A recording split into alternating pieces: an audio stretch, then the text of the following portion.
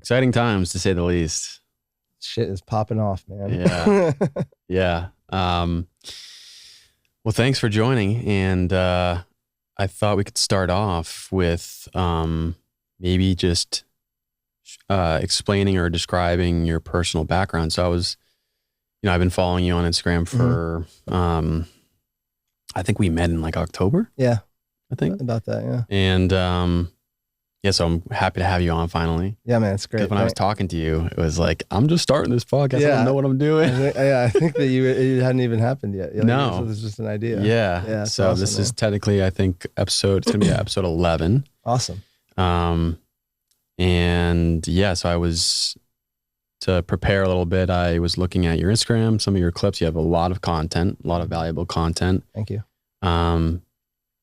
But one thing that stood out was just your ability to be vulnerable and talk about your past. Yeah. I've kind of discussed that on the podcast here and there, with how I think most people experience some kind of pain in order to propel into a life that's more fulfilling. Yes. And so your story was really cool, really unique. And to be able to have the capacity to get out of a dark moment in which you described is courageous, but it's also very difficult.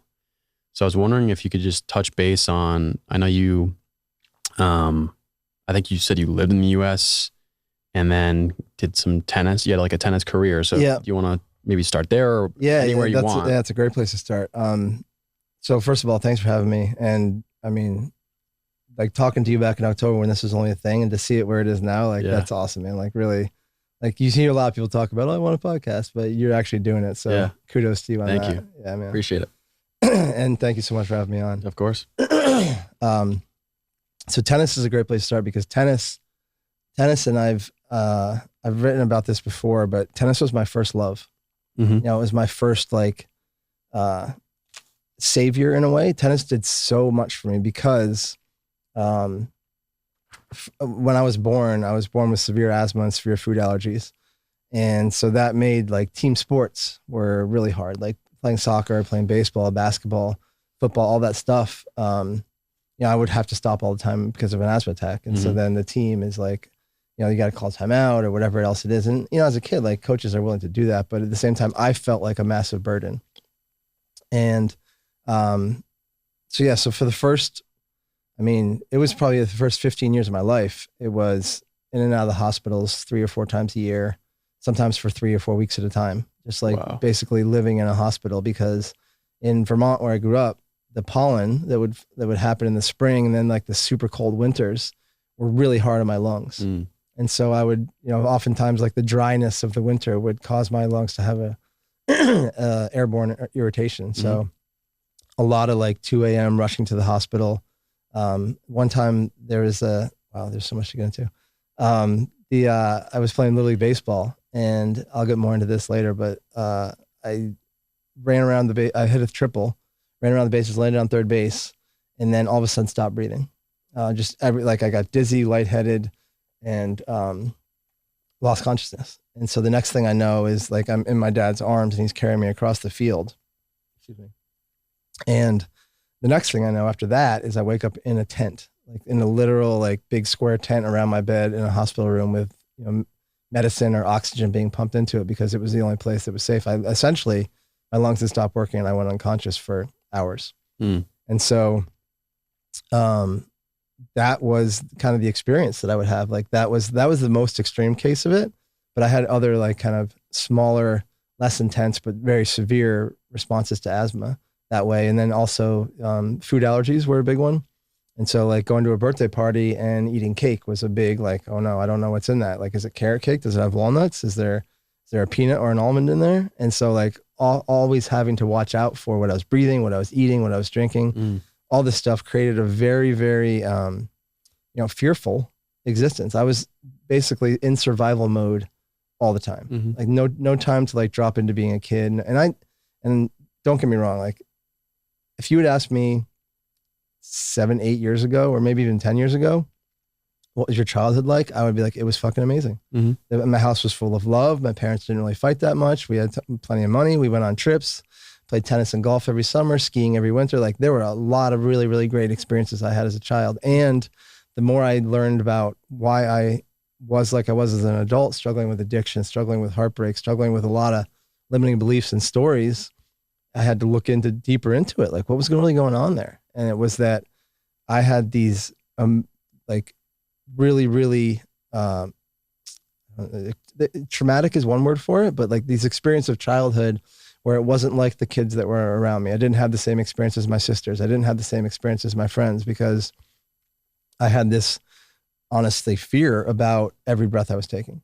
And so again, team sports, I played baseball, I played soccer, I played basketball. I loved all the sports. I loved playing all the sports, but there was this feeling of like, when am I going to have an asthma attack? I'm going to be a burden.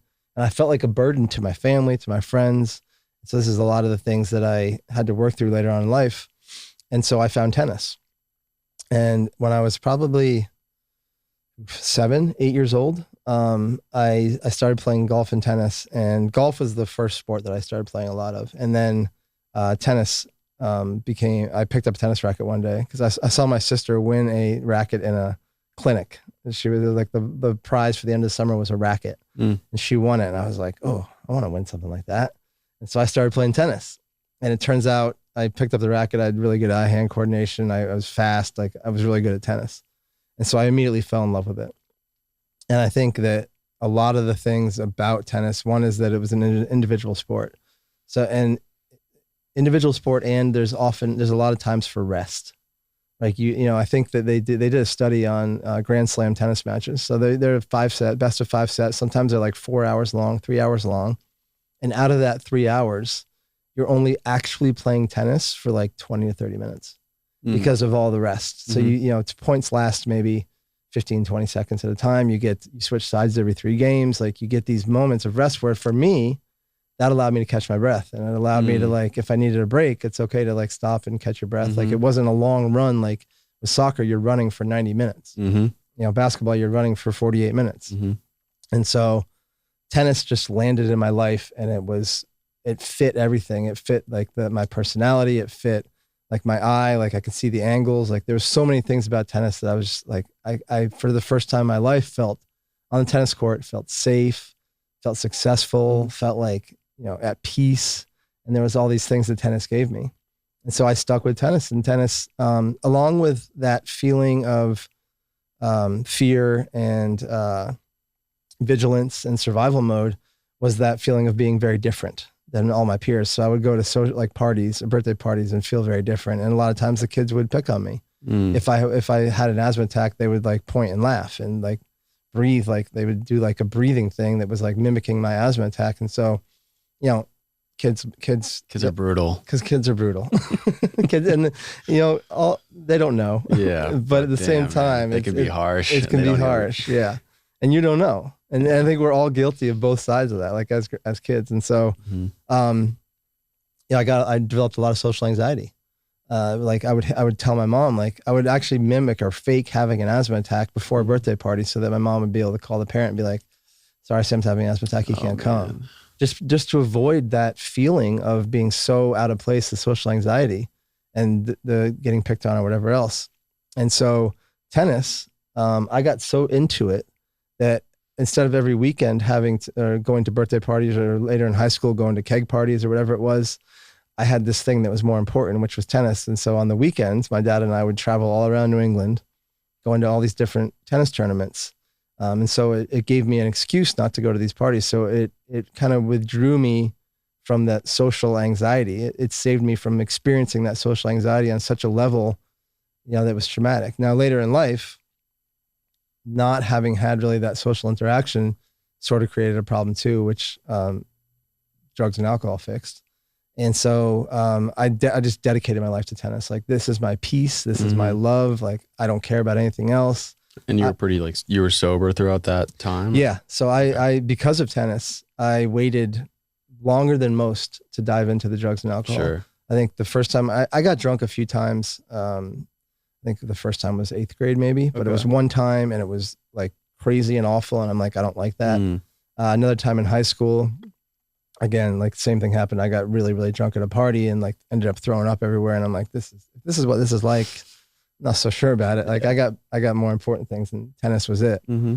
And so I just put everything on the back, all that on the back burner, and I smoked pot my first time my senior year in high school. And again, it was like, it's okay. And I ended up throughout college and all that, smoked a ton of weed, but I put it all off for a long time because of tennis. And then even through college, I would, if we had a match, like we often had matches on Saturday mornings, if there's a keg party Friday night, I'm like, I'm not drinking tonight. Like I got a match tomorrow. Like this is important to me. And then tennis. So I followed through tennis. Like my goal, and this was happening, was Pro Tour. Like I was following Andre Agassi was my hero growing up. So I was following in the footsteps of Andre Agassi, Pete Sampras, John McEnroe, like all these guys. Like this is what I'm going to do. Went to a specialized tennis academy in Florida for a 5th year of high school. So my senior year in Vermont high school, I got mono right in the middle of the year. And so I was out 2 or 3 months because of mono, and I couldn't play tennis, and I couldn't do any of the things that your body's very fragile with mono. The spleen is like at risk. If you rupture your spleen, it's end game. And so I missed like a major portion of my senior year of high school, which is, and I was going to go to college to play tennis. A big part of the recruiting is done that middle of that kind of fall senior year before you graduate in the spring and then end up at a college. So I kind of lost that. And honestly, I wasn't really huge on going to college anyways. Because at the time, now more so in tennis, like if you go to college, it's not kind of a death sentence to your career. But back then, 17, 18, 19 was prime. Like people were winning Grand Slams at 17, 18, 19. And so, late teens, early 20s is pretty much the prime of a tennis player's career back then. Now it's more like 25 to early 30s. But I was like, if I go to college, my tennis career is not going to happen. And so what I decided, there was a tennis academy in Florida that I wanted to go to. It was at Saddlebrook Academy. Saddlebrook Resort was the name of the place it was, but Palmer Tennis Academy was the name of the academy. Okay. And so I graduated high school in Vermont, and then I did a postgraduate year. So I did a 5th year of high school at this tennis academy in Florida, where the schedule was you go to school every morning from 7:30 to 9:30. And then you break and you go tennis from 10 to 5 every day. 10 to 5? Yeah. Holy shit. Yeah. And so then, and within that, so it's tennis from 10 to like 3:30 or 4. And then there's an hour of skill, like training, like agility skills or extra practice, whatever it is. But you're basically dedicating your whole day to tennis. Mm-hmm. And then the school is from 6 to 9 at night. And then you go back, you do the same thing. So we did that. I did that for a whole year. And I was like, one of the kids that I graduated with was a number 1 ranked junior in the world. He won Wimbledon juniors that year. The year he missed our graduation because he was winning Wimbledon. Wow. Yeah. So it was very high level, and it was probably one of the best years of my life. Like it was like everything. And to the point, like it was, it was the peak of my tennis career, I'd say. And you were like, you said 19? I was 18, 19 at this point. Yeah. So I was, so I did the 5th year of high school. That was my 5th year. So I was a little bit older than most of the other kids there. And it's so intense. Like, I mean, that's 7 hours of tennis and practice every day. And so then I got recruited out of there. I got recruited to go play college. I was like, Pro Tour, that takes like another level of commitment. And, I'll go to college for a couple of years and get better and play against better competition and then go to the Pro Tour. So I get to college and it's like 2 hours a day of tennis. And I'm like, well, this is kind of a letdown. Like, the intense, like the quality of competition. Like I was the number 1 kid in the world was in my graduating class. Yeah. Like going to this Division II school where it's like it's just not as serious here. And I'm like, this is kind of a letdown. And my freshman year, I was playing basketball for my fraternity and I blew my knee out. I blew my ACL out of my right knee. Yeah. My tennis coach was like, what are you doing? It's like, you're not here to play basketball. I was like, yeah, it happened. And so, that was my first kind of taste of, that was 19 and I'd been playing tennis every day since I was 7. So basically 12 years of just constantly playing tennis, using tennis to cover up the social anxiety, using tennis to feel validated. And, I was winning tournaments and like, I was a little bit of a local celebrity in Vermont. Like people knew who I was and it was really nice. Like a lot of these things were really, really great. And, kind of like a comeback story of like this kid that has a physiological symptom that's really bothersome on him. Yeah. He's able to, from a standpoint of slight weakness of just this asthma, these asthma attacks, able to kind of conquer that and show that he's able to be a absolute stud of a performer in tennis. And so that is kind of like a great story for a local community to see and be like supportive of. Yeah. And thanks for acknowledging that. Yeah. It's, I think that part of what I do now is that, like one of my really underlying big missions about what I do now is like to show like the little kid with asthma, like you get to grow up and be big and strong. You get to grow up and not, it doesn't have to like rule your life. Cause that's, as an asthmatic, it's kind of something, you identify with it.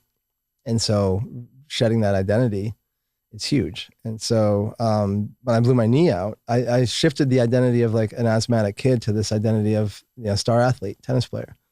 And so then my freshman year, I blew my knee out and, I was like completely lost without tennis. Like I would cry almost every day, like watching tennis on TV or watching the other kids in the team practice. And like, cause like, and I didn't recognize this at the time, but my identity had been ripped away from me. I had totally sacrificed like all this safety, and that's why I was left with this void inside of me. And so, I rehabbed it and, my intention was like, get back on the team, play number one for the team, go to school, go pro. And so I did that. I got back on the team. Sophomore year, came back. I was actually stronger and better than ever, because the rehab for that kind of injury is, it'll make you into an athlete. And so, my sophomore year, junior year, played number one for the team. And then my senior year, another thing that happened that freshman year when I blew my knee out was that I started to dive into the social scene. Like I started to be, so like all that like rejection essentially I'd experienced in Vermont growing up, rejection from girls, rejection from other friends. When I got to college, I experienced a high, like the opposite end of the spectrum of acceptance, like really great brotherhood with the fraternity and really and being chosen by other guys and being chosen by brothers and parties. And, girls started to pay attention to me and I was like, wow, this is kind of amazing. And so when the tennis, I had that 9 months or so without tennis, I found this life outside of tennis that I hadn't ever experienced. And so I was kind of like, and again, didn't recognize it at the time, but like, there was like maybe tennis isn't the way. And so, and I can look back and say that now, but, so sophomore year, junior year, played tennis, still experiencing the social thing too, but also keeping tennis as a priority. So like drinking and the drugs, like that wasn't really I did that every once in a while if it fit into my schedule, but it didn't run anything. And so then my senior year, I kind of got like the senior bug of like, wow, this college thing's almost over. Like I'm kind of wasting it away playing tennis. Like I'd come to the realization that probably not going to be a professional tennis player at this point. I'm recognizing that level of commitment, like tennis is not like basketball or football or baseball where there's an off season. It's around the calendar, around the clock. And so I had been a part of that world and seen, Pete Sampras and Andre Agassi and all these guys. And like, they're honestly a bit weird. Like the way they approach life is a little bit off. And I'm like, I just don't know if that's for me. And so that and the experience of the knee injury and then basically being burnt out on tennis. At that point, I'm now 23 and I've been playing tennis every day for 15, 16 years. My coach calls me into his office one day and he's like, Sam, he's like, you're burnt out. He's like, you don't want to play tennis anymore. He's like, you're more interested in chasing girls, drinking beers with your buddies. And I get it. And he's like, you can keep your scholarship, but the tennis team, like you're not doing us any favors. We're not doing you any favors by continuing to do this. And at first I was like, wow, that really hurts. And secondly, I was like, you know what? Like I'm not into it. Like showing up at practice half-assed and like, just things were like, there was arrows pointing in the direction of like, I'm kind of overplaying tennis at this level. And so that's when, so a lot of times you'll hear about athletes where the drinking will get in the way of their sport. Like they'll, be unable to show up at practice or show up at work or whatever it is because of drinking. Mine is a little bit opposite in that like I had put tennis on that pedestal and put it on number one on the priority list, no questions asked, non-negotiable. And when tennis was over, it opened the door for this so from 23 to 38, just real hard partier. Like, you know, and go ahead. Did you set yourself up academically, like certain subjects on the side, like that you were really interested in? No. So you just kind of went out. I didn't give a shit about the academics. Wow. I was like, I'm just here to play tennis. Because you know, I wanted to do architecture but the school was the best option for me to play tennis, and it didn't offer an architecture major. So I'm like, I'll figure it out. And so my tennis coach was actually the head of the sports management department, and so I was like, okay, I'll do that. So my major was sports management, minor in business. So one of the pitch there was like, you can, you know, if you don't make it as a professional athlete, you can be an agent. That's the background you need for an agent. So I'm like, all right, cool. Well, you know, whatever, it doesn't matter. I'm going to be a professional tennis player. And I actually don't, to this day, I don't have a college degree. So I did 4 years of college, and there was a certain number of credits. I think it was like 127 credits you had to have in 4 years. And I got like 136 credits, but there was 2 core classes that I had, not like an accounting and a lab science, that at the time I was just like, accounting was like, I don't have any need for this. I think I was failing the class. I had like a D halfway through the semester, and my coach was like, so you got to make a decision. Like, are you going to like get this grade up, or you have to drop the class because it's going to fuck up your GPA and you won't be able to play tennis. You have to maintain a certain level of GPA. I'm like, I'll just drop the class, and never retook it. And so it's a core, like a core curriculum thing. Yeah. So I walked at graduation. Like I put on the gown and the hat and walked across the stage, shook the dean's hand and like all this, but I just, the tube they gave me was empty. Really? I was under the agreement that I would go to summer school and finish that accounting and that lab science, and then they would send the diploma, because I could just transfer the credits back in. And you never did it. I did. I tried, and at this point, the partying was taking over, and I was like, I was at a community college. I'm like, this is not happening. Accounting, that's a tough, monotonous. Yeah, if you're not into boring. Accounting, it's real hard to get your head around. You need a special brain and mindset to get into that and be like pumped about it. Yeah, absolutely true. You sit down and do like a spreadsheet with like FIFO Excel. And LIFO. It's like, come on, I don't. It doesn't mean anything to me. Damn. So then tennis ended, college ended, and then my senior year of college. The summer after my senior year of college, I was living in New Jersey, Planet Hollywood. I was working at Planet Hollywood as a waiter in Atlantic City. Two of my buddies were from Jersey. And they're like, yeah, bro, summers on the Jersey Shore are insane. And this is way before the MTV show. This is like 1998. Okay. And so we all went up there, and Long Beach Island and Ocean City and like that whole Atlantic City area. Legit off, like real fun. Yeah.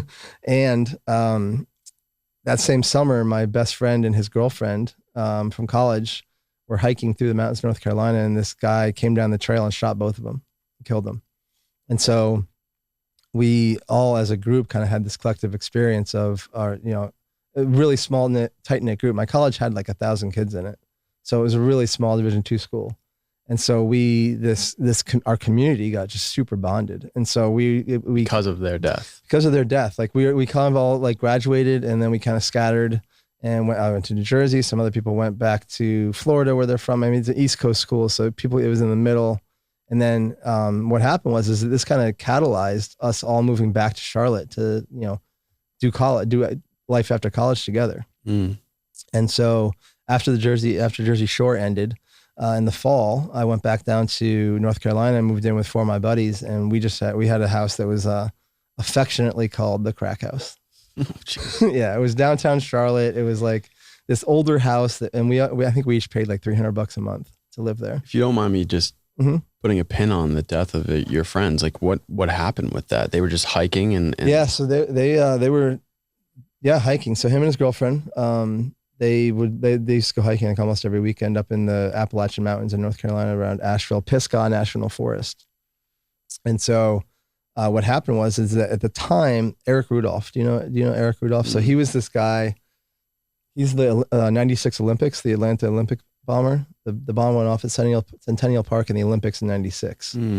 Eric Rudolph is this guy that planted that bomb. And so he was this guy that was like lived deep off in the mountains of, Western Georgia, Western North Carolina, completely off grid, self-survival, but was like this anarchist. And so, this guy, I forget his name, but, anyways, he loved this guy, Eric Rudolph, the guy that shot my friend and his girlfriend.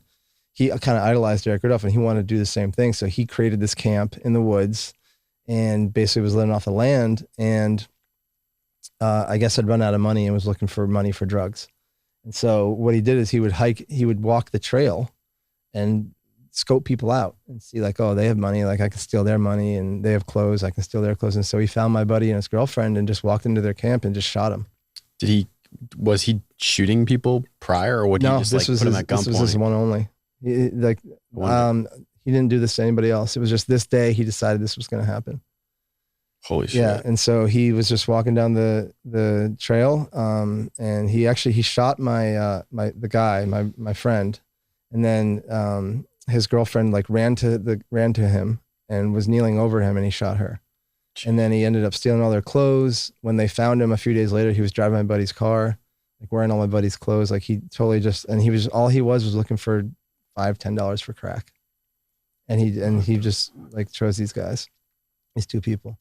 Jesus. Yeah. And so then there was a trial after. It was national news. There was a trial afterwards, and we all went back to North Carolina, and we're at the trial and the hearing and all that, and just like told his family, his dad lived in Australia at the time. Your buddy's dad? Yeah. And so he actually saw the ticker come across the news in Australia that said, two young people found murdered in the mountains of North Carolina. And he's like, I knew it. As soon as I saw that, I was like, oh gosh, dude, I have to get back to this. That gives me chills. It's crazy. It's like the human mind. And the connection you have with your kids. And, yeah. Just like this is like the superhuman strength that people get, like these, and this speaks to like now we can get into like the quantum and like everything's connected, like quantum entanglement, and like it's just wild to think like those intuitive hits we get. Yeah, I've had I don't want to get too off topic. We'll continue your story, but I've had a few moments, and part of me was like, this is my creative imagination saying like, oh, is there just like a secret chip in my brain and it's just tied to my phone? Or because like there's been multiple moments where like my stepmom or my friend, like specifically his name was Sean, I was thinking about something, and maybe like 2 or 3 seconds after the thought of them, they texted me. And there's been multiple, like that's just 2 examples of like texting and thinking prior to receiving the text. But it's happened multiple times for me. So I'm always just like, because I've got the skepticism in me, like, is it just, there's technology out there that we don't even know, and like it's something inside of us, and what I mean by that is like technological devices, not like your own, like nanotechnology. Your human mind technology. Right. Yeah. So yeah, it's interesting, and I've just had certain encounters of like, wow, the human mind is just way more. This has much more potential, and there's just so much we don't know.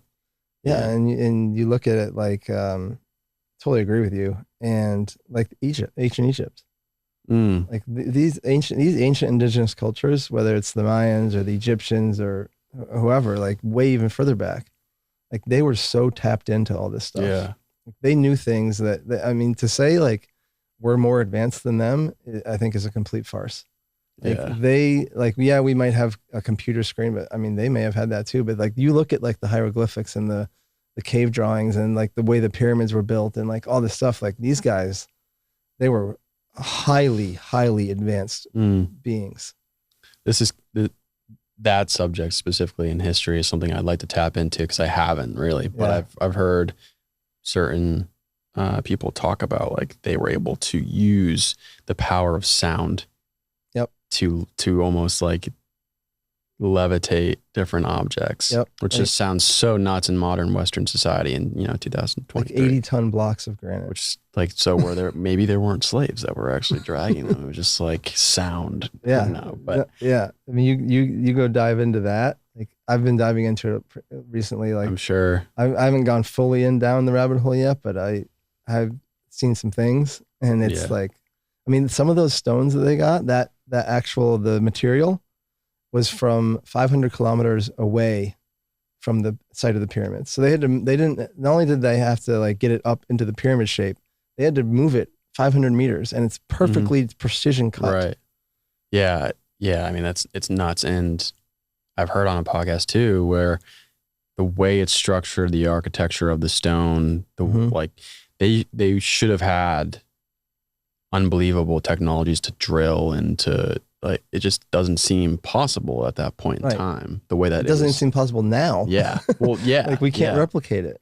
We haven't figured out how to replicate it. So it's just mind-boggling. Is there so much history that we just do not know, and it's been hidden for years, and that's so intriguing to me. Like I'm not at that stage right now because I'm like kind of intentionally focusing on certain subjects. I've got some books at home. I'm going to Costa Rica to do some ayahuasca. Awesome. And so I there's a couple rabbit holes that I'm in. Yeah. They're not really positive.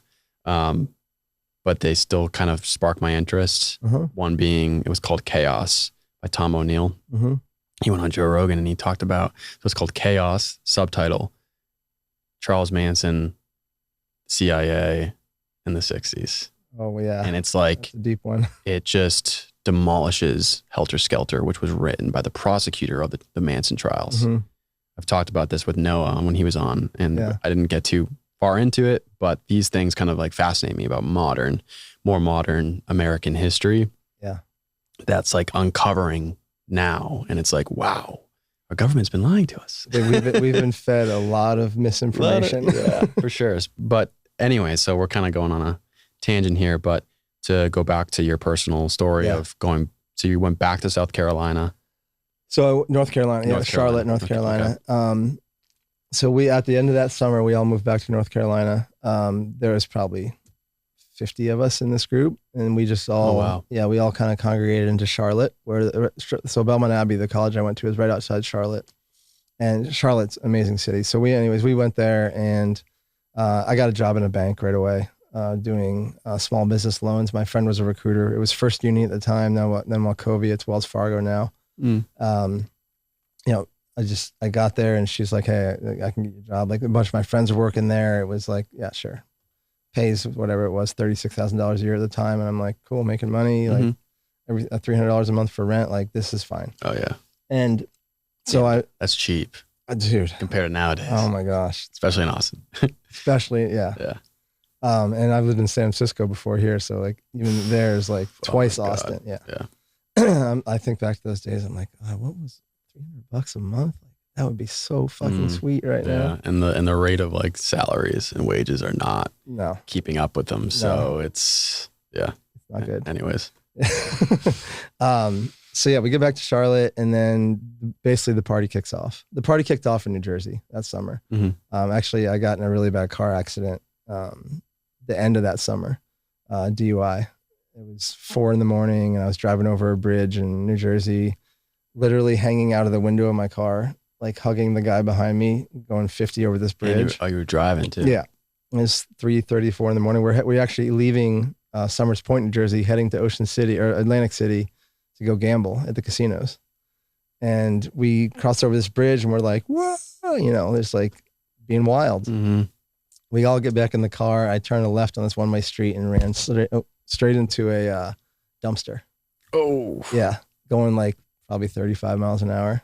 Luckily, somehow between the bridge. Were you still out of the window? Because that would have been bad. I think I would not be here. So we all somehow managed from that bridge. It was probably like a matter of maybe like a half a mile. And we got off the bridge, turned the corner, and we all managed to buckle up. We got back in the car and buckled up. So we were all buckled up when we hit the dumpster. But I mean, it totaled the car. Cops were there. I went to jail. And that was kind of the wrap on the summer. That was the end of it. And that was kind of how this whole summer was. Like the whole summer was literally driving over a bridge, drunk as shit, high on cocaine, hooting and hollering with my buddies all summer long. And it was just wild. Super fun. Also looking back, quite scary. Yeah. Like many, many mornings I would wake up and be like, is my car here? Is it in one piece? Like, or not sleeping at all. Like just craziness. And so back in Charlotte, the party essentially continued. We all had jobs. And so it was more like a Thursday, Friday, Saturday night thing, probably day drinking on Sunday. And just like this lifestyle continued for 6 years. And in that time, I met my ex-wife. So about 2 years into Charlotte, I met my ex-wife at a bar. She was an ex-tennis player as well. So that was fun. And then, we partied together. Everyone, it was mid-20s in Charlotte, early 2000s, late 90s. Everyone was just ecstasy, cocaine, club drugs, raving, like all the, just a big party. Yeah.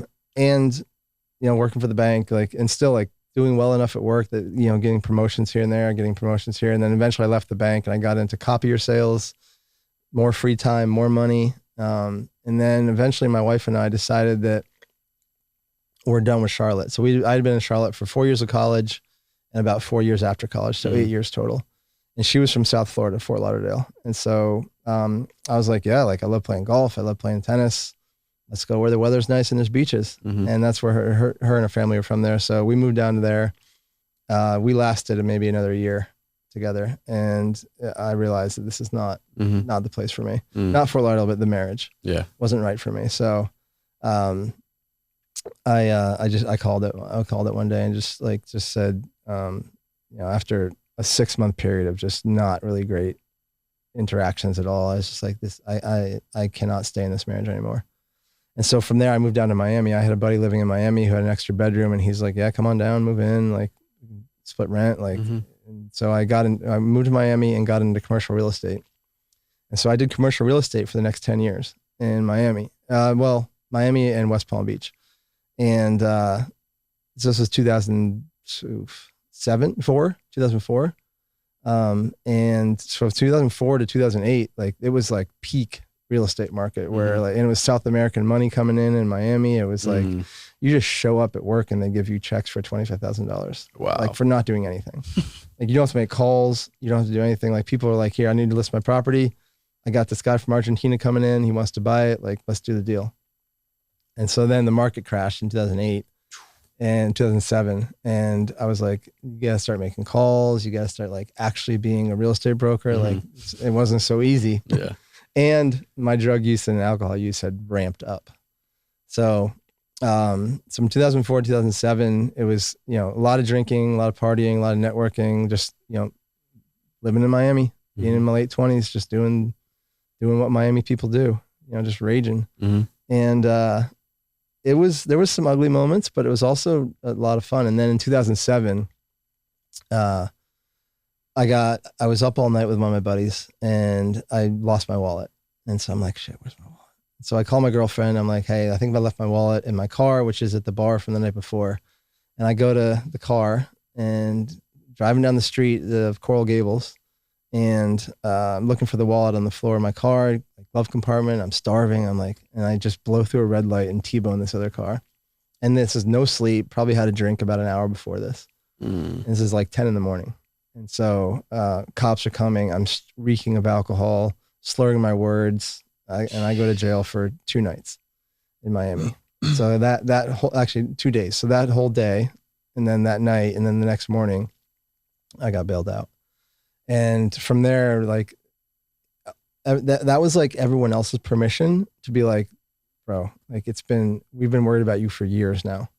This is now, we have evidence, we have a reason to say, because before I kind of held it together. I was making money, had a girlfriend, things were okay. Paying, everything was good, except I was partying really hard. And so now I got this DUI and I'd been up all night, and my girlfriend was like, yeah, bro, you're out of control. I know we party together a lot, but even when I'm not around, you're still doing all of it. It's out of control. And unless you fix this, I'm going to leave. My mom, my sister, younger sister had stopped talking to me.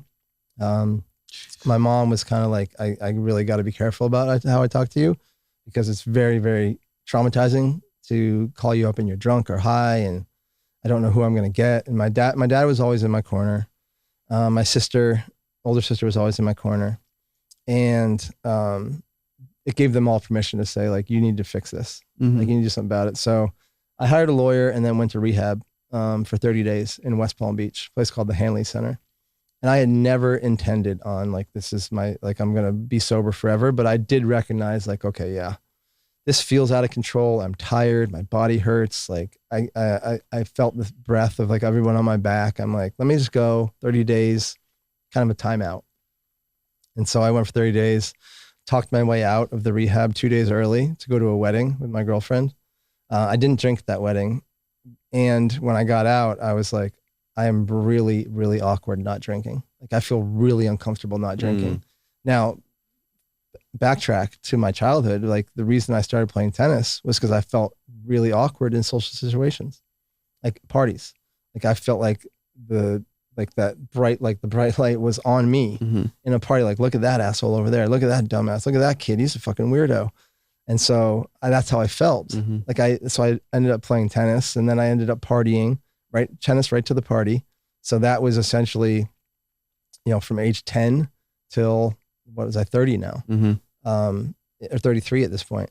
Like that was 23 years of covering up this social anxiety and this shame and this, like, I don't feel right in my body. Like I am uncomfortable and awkward, and people think I'm weird, and these guys are going to make fun of my breathing. Like all these things that I had covered up, from being a successful tennis player and all the other things, had now come back and like, oh, they're here to be looked at. And I was like, all I knew at the time was that like, this is wildly uncomfortable. And so I made it like white knuckled it for like 3 weeks. And then, cause I had planned on drinking again at some point, cause I didn't think I was an alcoholic. In fact, I was like, one of the things at the rehab, I would refuse to say it. And they're like, why can't you say you're an alcoholic? I'm like, cause I'm not. And so they're like, but look at all the evidence. Like you just went to jail. I'm like, yeah, it was just bad luck. This is kind of a typical alcoholic story, like denial. And so I started drinking 3 weeks later. And then within a month, I was right back to doing the same things I was doing before. Staying up for 4 days at a time, doing cocaine, going AWOL on my girlfriend. 4 nights? 4 nights is like, sometimes it was 7. How the fuck did you do that? Lots of cocaine. But how could you, man, if I didn't get that much sleep and I was doing all that cocaine. Oh, it's not fun. Psychosis kicks in, and yeah, you become, it's really not great. Oh, I mean, there's some naps in there, but it's more like I'm going to pass out at 10 a.m. and sleep till about 2 and wake up and start doing it again. Wow. So it's not like you're absolutely awake for 7 days, but like it's not normal sleep patterns by any stretch. Yeah. Excuse me. And so, my girlfriend was like, she was fed up. And so like a few weeks went by of this behavior again of like, I'd go out on a Friday night and not call her again till Sunday. And we'd been together like 3.5 years at this point. It's like, that's not 3-year relationship boyfriend behavior. Yeah. And, I was out on South Beach with crackheads doing whatever we do. And just, it was not good. And the relationship with my family got even worse. There was a moment where I had spent all my money.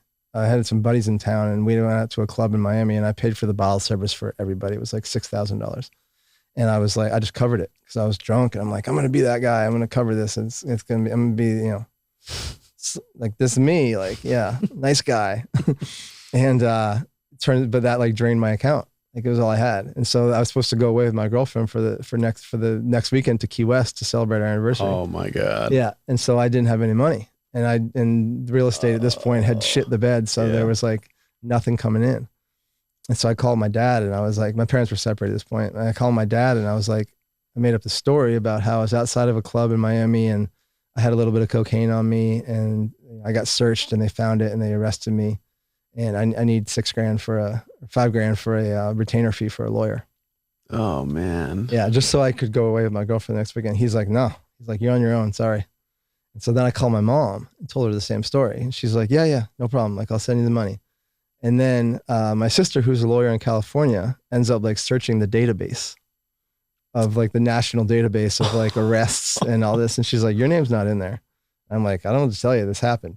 And she's like, I was like, maybe it's because you're in California. This is Florida. Like, whatever. So I had this lie that went on for like probably a year. And it created this divide in the family. Like there's like half the family believes like, yeah, it happened. The other half's like, no, it did not.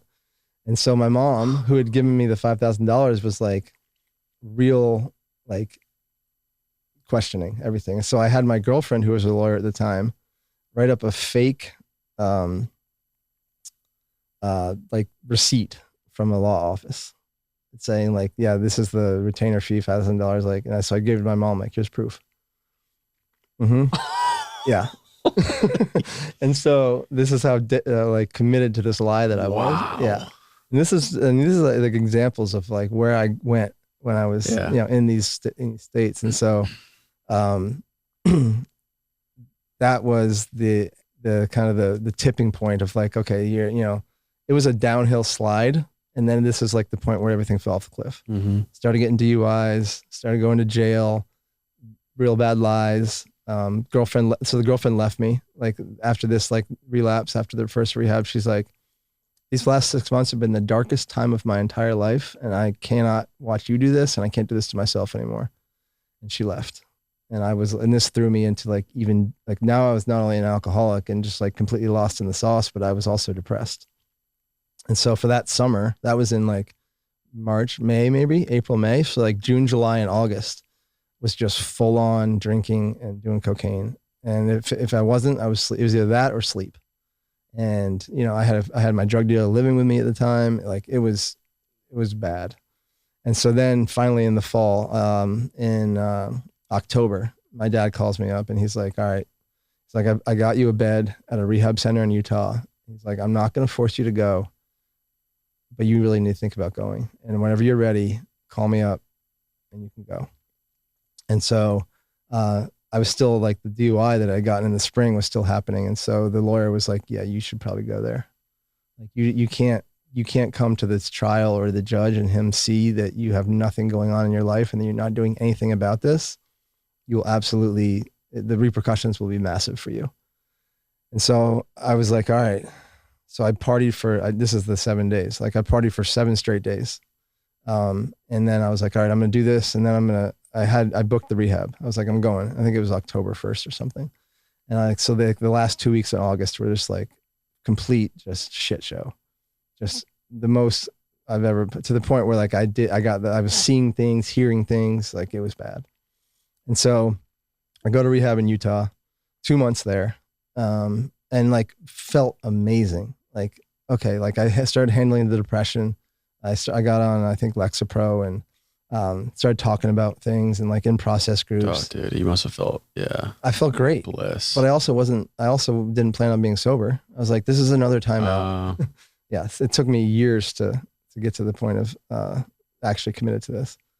And so I felt really good coming out of the rehab. And I was like, you know what, I'm going to ride this sobriety thing out for as long as I can until I feel really good. I was in great shape. I was training Muay Thai, my tennis game. I had started playing tennis again. Like all these things were amazing.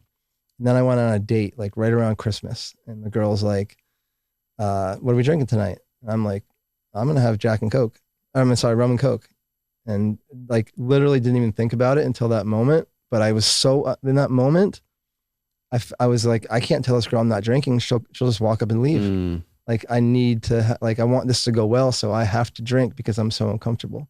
And that was like my natural default kicked back in. So all that sobriety, I had like 3 months of sobriety at the time, out the window.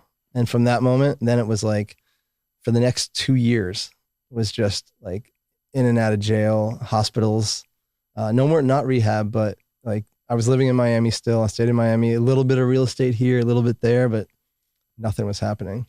And I was just drinking and doing drugs the whole time. And so then, those next 2 years, you were like mid 30s?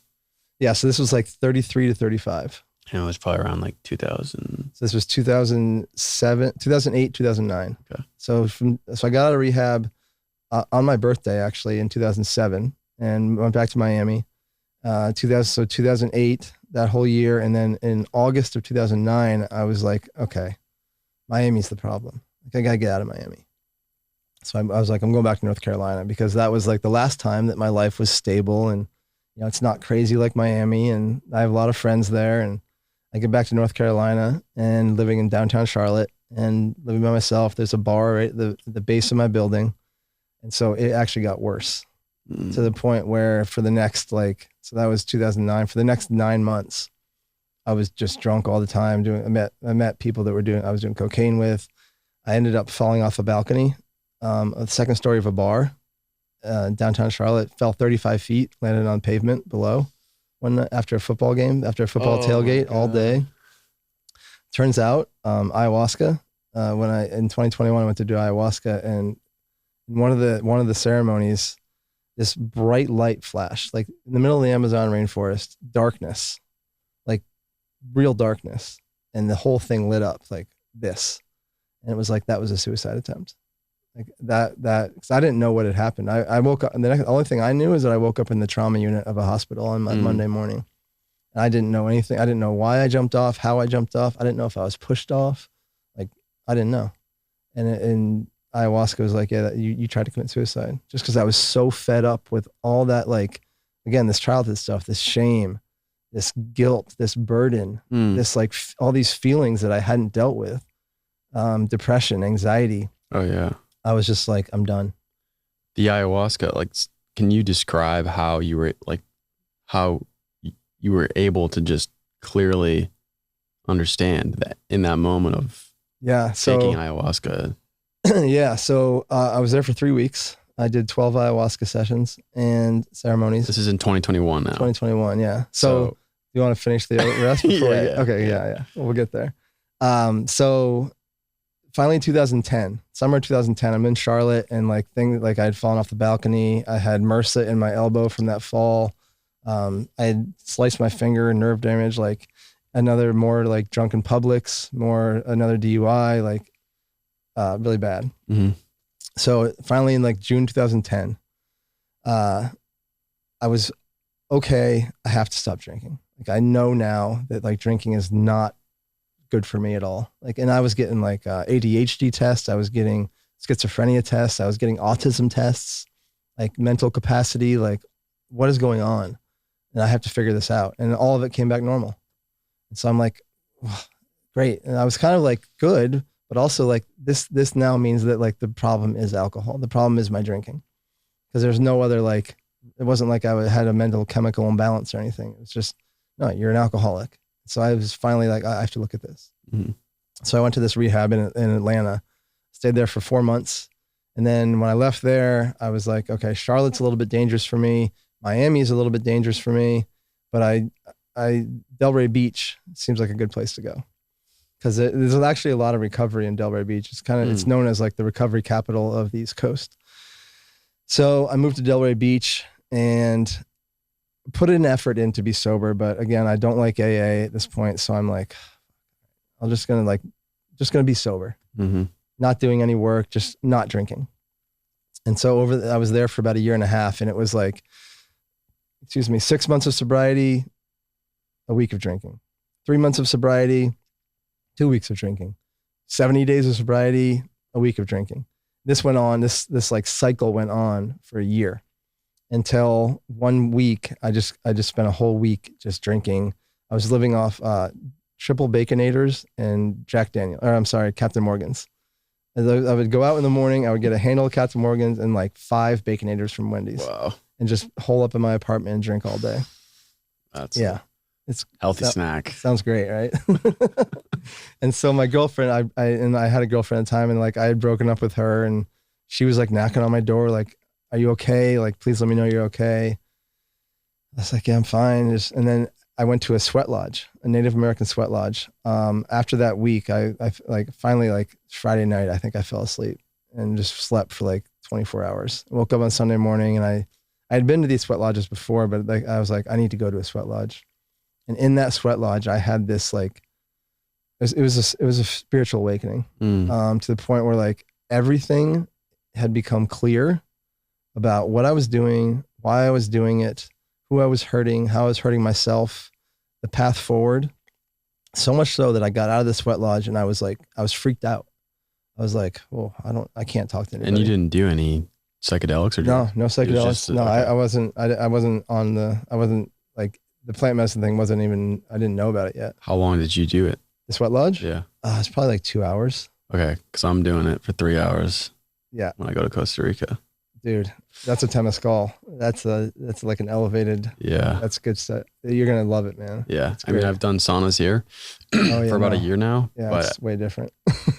It's complete darkness. Yeah. it's I love them. I'll do that whenever I have the opportunity. I will do either a Temescal or a Sweat Lodge. They're amazing. Yeah, I'm excited to experience it. I know it's going to be a challenge. Yeah, for sure. It will, and it'll change you for the better. Like you'll have an experience in there that is going to be amazing. Yeah, for sure. So I get in this Sweat Lodge and come out, and like I got to call my girlfriend. I know she's the one for me. I want her back. I got to call my family. I got to let them know that like I'm committed to this sobriety thing now.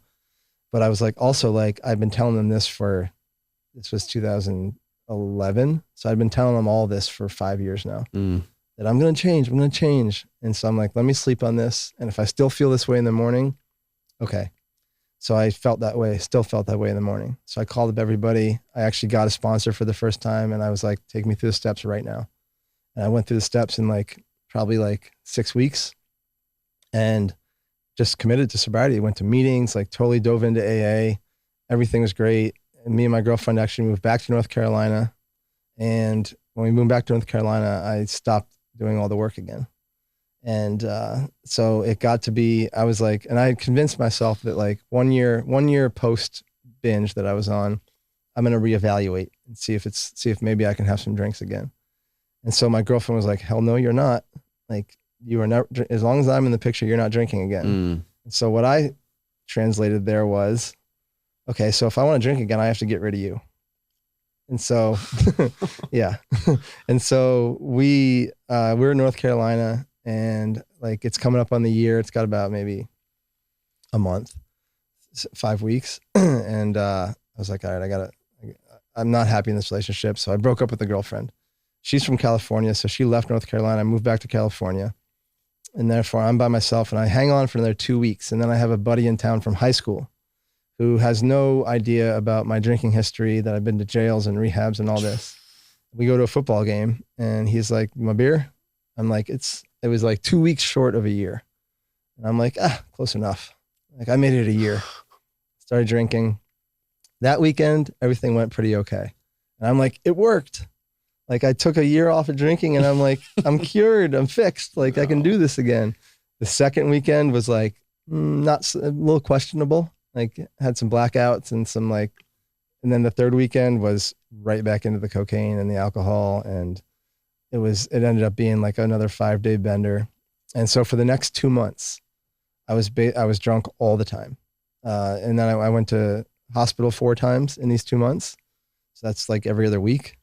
My neighbors found me on my front lawn one morning, door wide open, me on the front lawn, passed out. About halfway through that 2-month bender, I was driving to see my dad in Asheville, and I had been up all night partying, and I committed I was going to see him. So I was like, I'm going to wait till 7 a.m.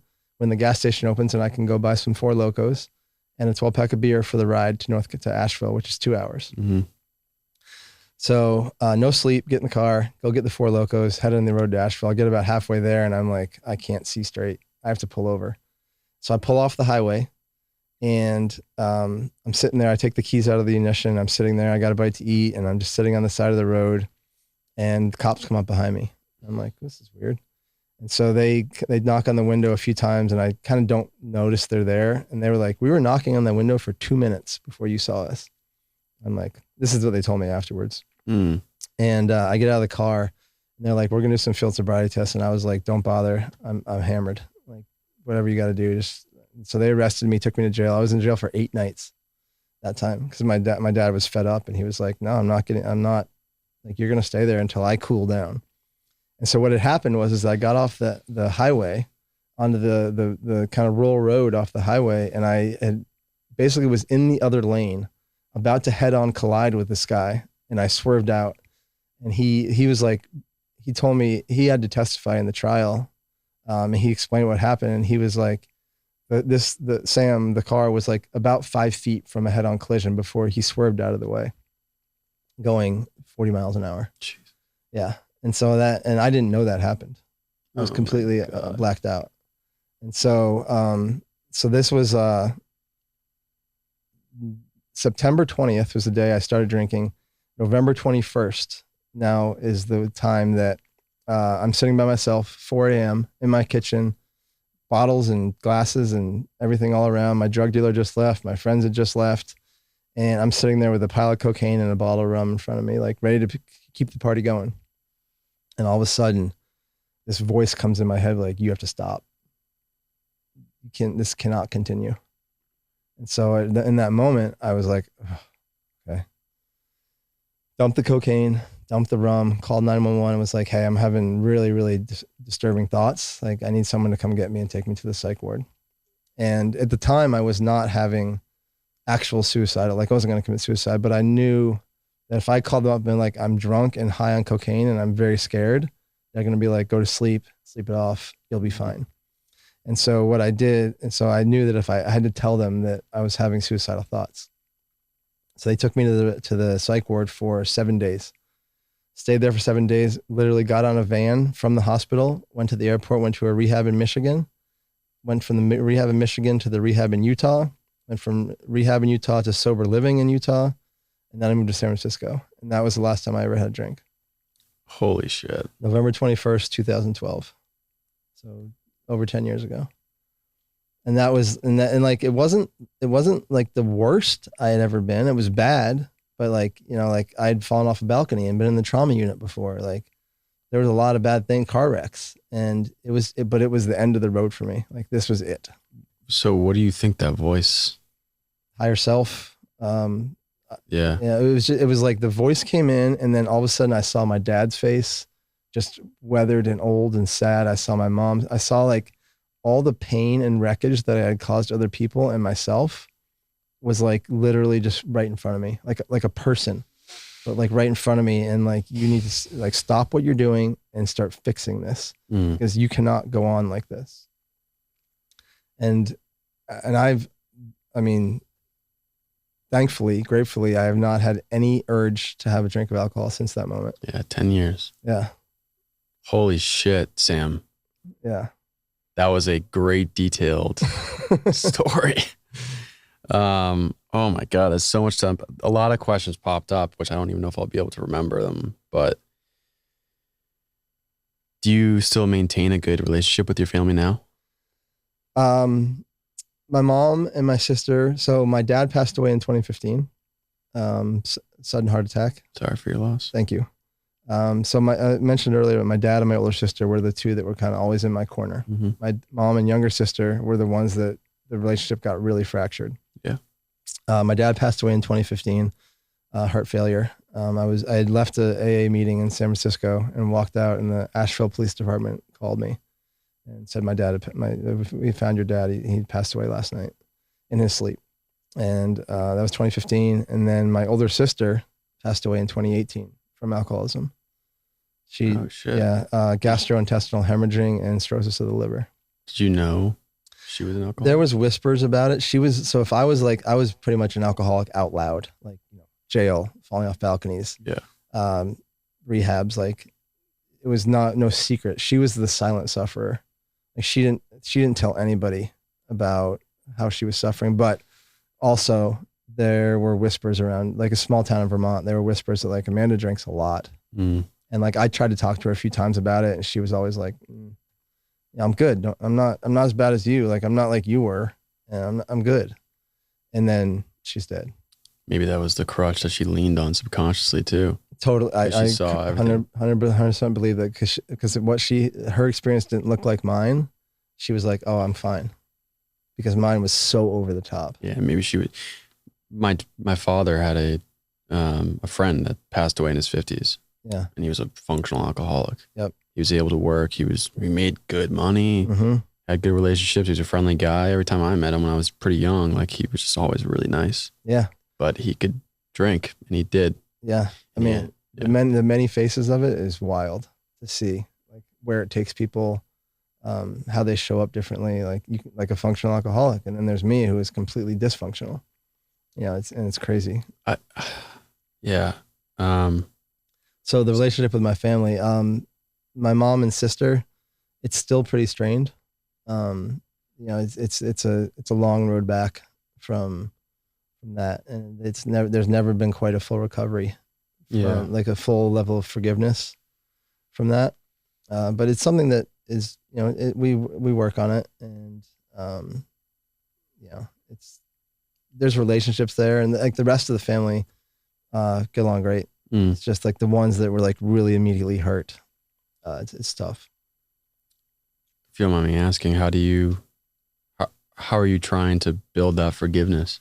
Obviously, with what you're doing, you're staying sober and the stuff you've been working on. Yeah. A lot of it is, maintaining and showing up in a different way. Just continuing to not show up as that man, as that toxic, that dysfunctional, destructive force. A lot of it is my own work of forgiving them for certain things.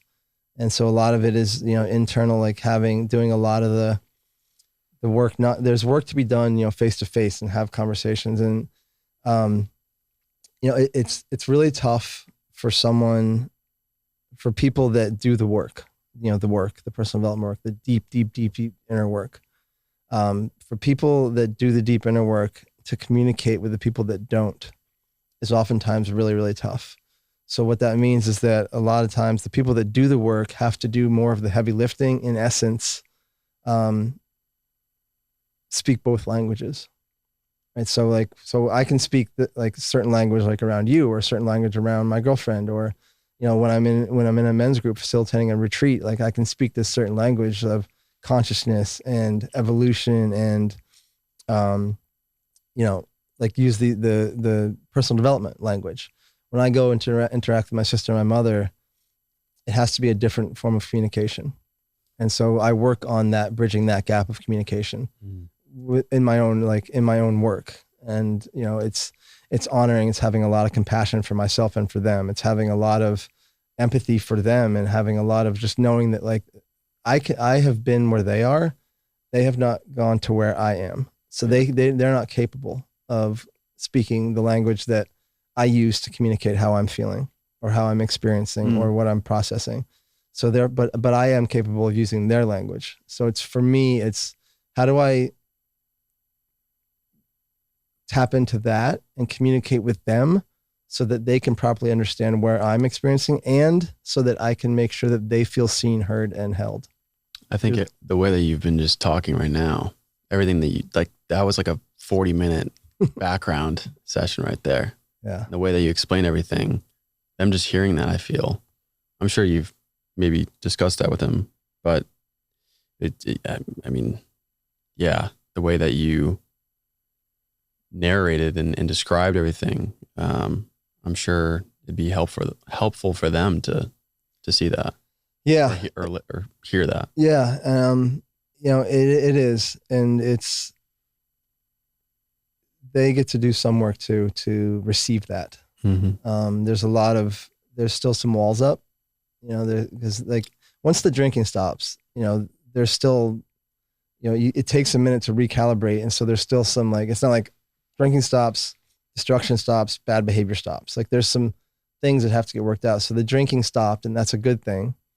And then there's other things too, that like the rebuilding a relationship and continuing to show up as your highest self, continuing to show up as the best version of me. Mm-hmm.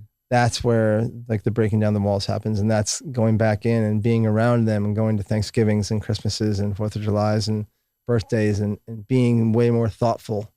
And, a lot of it is that the people on the other side of the addiction feel taken advantage of emotionally, financially, physically, whatever it may be. And so being mindful of that and communicating with the awareness of how you used to show up, and not being mindful of their triggers around that. And that's tough. That's really hard work to do, because it's, like I would love to go in and say, speak what I just told you, like speak like that. And they have a different experience of it. They have a different experience of, their experience of my addiction in those 15 years that I spent being destructive was very painful. And as much as I can sit here and admit and acknowledge, and I have made amends to them many, many times, and they still get to do the work on their reception and pain, the way that it affected them, and work towards their own level of forgiveness with it. And I can't control that. Mm-hmm. That's not, of course, that's not my path to walk. And even if it was, I couldn't walk it. Yeah. And so, there's, like I said, like I get to meet them where they are, and they get to also come a little bit towards me. And so that's the process that we're in now, is kind of just like, where do we meet, and how do we get to communicate going forward and interact with each other? Yeah. It's a delicate process too. Totally. Very delicate. Wow. Yeah. There was so many thoughts that came to my mind. I think it'd be good to just dive into you said 2021 ayahuasca. That was the first time you did it? Yeah. So that was the first, when I first got sober, I did AA for 6 years. It was everything I needed for 6 years. And then it stopped being everything I need. It started being very limiting. The conversations, around the behaviors and the drinking felt very, cyclical to me. Sitting in a meeting every day, my name's Sam, I'm an alcoholic. To keep identifying as that felt destructive to me.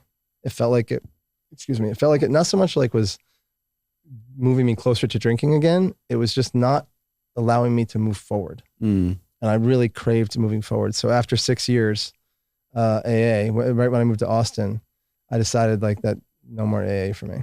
Like I'm going to learn to trust myself. I'm going to learn to really dive deeper into spirituality, into plant medicines. I had my eye on plant medicines for probably 2 or 3 years prior to that, like looking at ayahuasca, I did a ton of mushrooms and a ton of psychedelics back in my party days, different intentions, of course, but like these things have started to come back around for me. And I started to look at them more as the medicinal things that they actually are.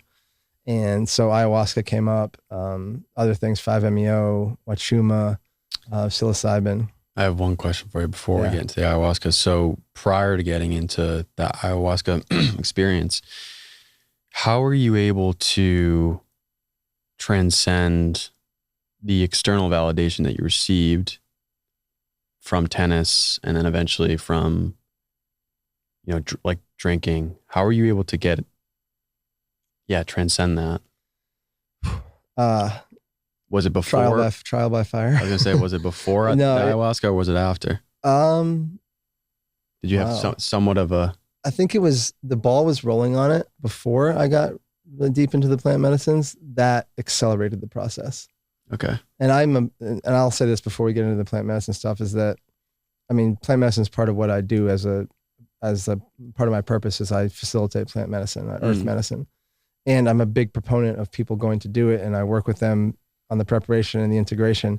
And I will say that there is no substitute for doing work as a human being in our 100% human form. So no psychedelics, no altered states of consciousness. Doing work when you're looking at yourself with clear eyes, as human to human looking at yourself, being fully embodied into your human experience and doing work, there's absolutely no substitute for it. So that's the work that we get to go do, the psychedelics, the breath work, the deep meditations, the vipassanas, the Joe Dispenza stuff. We get to go off and do that with the intention to come back to our human and continue to do the work and continue to integrate whatever it is the experience brought us to. But if we're bypassing our human experience and relying on medicines or deep altered states to do this work, relying on them, you're gonna fall. You're gonna fall on your face. It's gonna hurt, and you're gonna get caught in some really, really bad situations.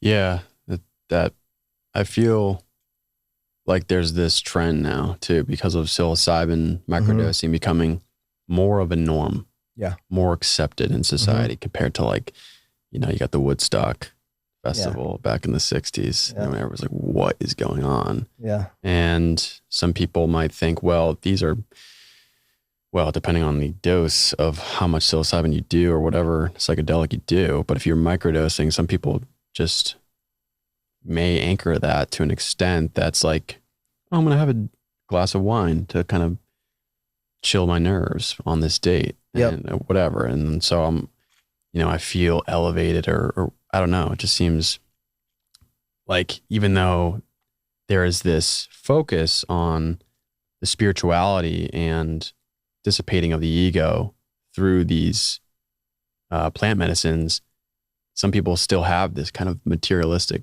superficial way of interacting with it. Totally. it becomes almost like, badge of honor, maybe. Like it's like, yeah, that's a good way to put it. Like you just see like, oh, it's a higher, a whole, mightier than thou kind of thing of like, oh yeah, I do plant medicines, and it becomes this like conversation where you kind of use it as a crutch, as an identity, and as a, like you were talking about, like, or even like a status, like I'm mightier than you. Yeah, exactly. And so it is not dissipating your ego in that case. You're actually, and you hear about like, I've heard people that will go do ayahuasca like twice a month. And it's just like, I mean, twice a month. Yeah. And I'm not here to rain on parades or bust bubbles or not anything, but like, that is way too much ayahuasca. You're not giving the plant, the medicine, any respect at all if you're doing that. That medicine, and bufo is the same way. These medicines, like microdosing mushrooms, is a slightly different story. But again, that's not to be done all the time either. Yeah. These things are meant, like I said, to go in and do a period, whether it's microdosing for 2 months or, you do a week of ayahuasca and you come back, like take 6 months or 3 months and like let it all land. Yeah. Couple questions on, one comes up on bufo and the other one's integration after and preparation before. What is bufo? I don't think I actually know what that is. Okay. So bufo is the organic form of 5-MeO-DMT. So the reason it's called bufo is because it's from the gland, the neck gland of the Sonoran desert toad, also called the Colorado River toad. The genus and species it used to be Bufo alvarius. Now it's called Inclus alvarius. They changed the name to it. But so Bufo is the kind of the nomenclature that people use to describe. So there's synthetic forms of 5-MeO out there now. The Bufo is the actual organic, like from the toad, medicine. That comes, it's the venom of the toad that secretes this venom. And the Comcac Indians who live in the Sonoran Desert of Mexico, they have a relationship with these toads, just like the Shipibo have a relationship with the ayahuasca plant, and they will ethically and with reverence harvest the venom from the toad, and they use it in their culture as rites of passage. They use it in their culture as healing, like all these things, and so it's now infiltrated into the Western world where it provides this next level of healing. It's the medicine that absolutely changed my life. I have a life before that day, and I have a life since that day, and they are pretty distinct experiences of this life. Okay. And to contrast that with ayahuasca. So ayahuasca seems to be a mixture of plants that are derived from the Amazon. Yep. And so, so the ayahuasca is a mixture of the capi vine, which is the ayahuasca vine, and the chacuna leaf, which has the DMT in it. And so they boil it down and they smash it with a wooden mallet, and they pulverize it basically. And then they put it into this giant cauldron and they brew it for like essentially a week. They brew this, they low simmer and brew this, and it turns into this viscous, like, it's thick, brown. They call it a tea. It's more like, I'm hesitant to tell you too much because you're about to go do it. Yeah. It's not delicious. It's all right. I could deal with it. Yeah. It's tough and it's quick. It's like that much. So it's not like you're gulping an 8-ounce can of it. Yeah. And so the combination of the capi vine and the chacuna leaf create this experience, this 9-hour journey into the astrals, into your psyche, into your traumas, into whatever it is. Like I have had a couple dark experiences. Most of the time, for me, the ayahuasca has been extremely loving, creative, like fun. Like for me, it's always been a really great experience. So I think a lot of times ayahuasca gets put into like, you're going to purge and it's going to be dark and it's going to be miserable and it's going to be hard. Yeah, true. There are going to be moments, but I'm also one that's had more loving and joyful and blissful experiences with it. Yeah, that's what I've heard. And so the difference between bufo and, I mean, it's funny to talk, like everyone wants to compare bufo and ayahuasca because of the DMT. Bufo lasts 30 minutes max. So you inhale it, you do one huge inhale, and then before you're done with that inhale, that huge inhale, you're going to be feeling the effects of the medicine. And then, so what you'll do is you'll inhale and you'll hold it at the top with all that medicine inside. And then you'll, like, if I was facilitating, I would lay you back. There's a big, like, it's like this rug. There's a big, like, area set up where you're really super safe and it's soft and there's pillows around, and and you'll lay back and then you'll have your experience. And there's no two experiences that are ever the same. Some people will roll around a lot. I'm more of a still, like I just kind of lay there. My girlfriend is more of the roll around. Like I've seen like legit, like 6 foot, 250 pound bodybuilders scream like little children in a ball, in a fetal position. And then I've seen little women that are 5'2" and 135 pounds just completely like sit like lotus for 30 minutes, just at peace. Like there's no rhyme or reason or like there's no normal for any of this. Yeah. And everyone wants to attach normal to it because that's what, as humans, we love normal. Right. And so like everyone asks us like, what's a normal experience? And I'm like, there is none. Can't tell you. Like, and they all want to know what to expect. And I'm like, I can't tell you what to expect because I don't know.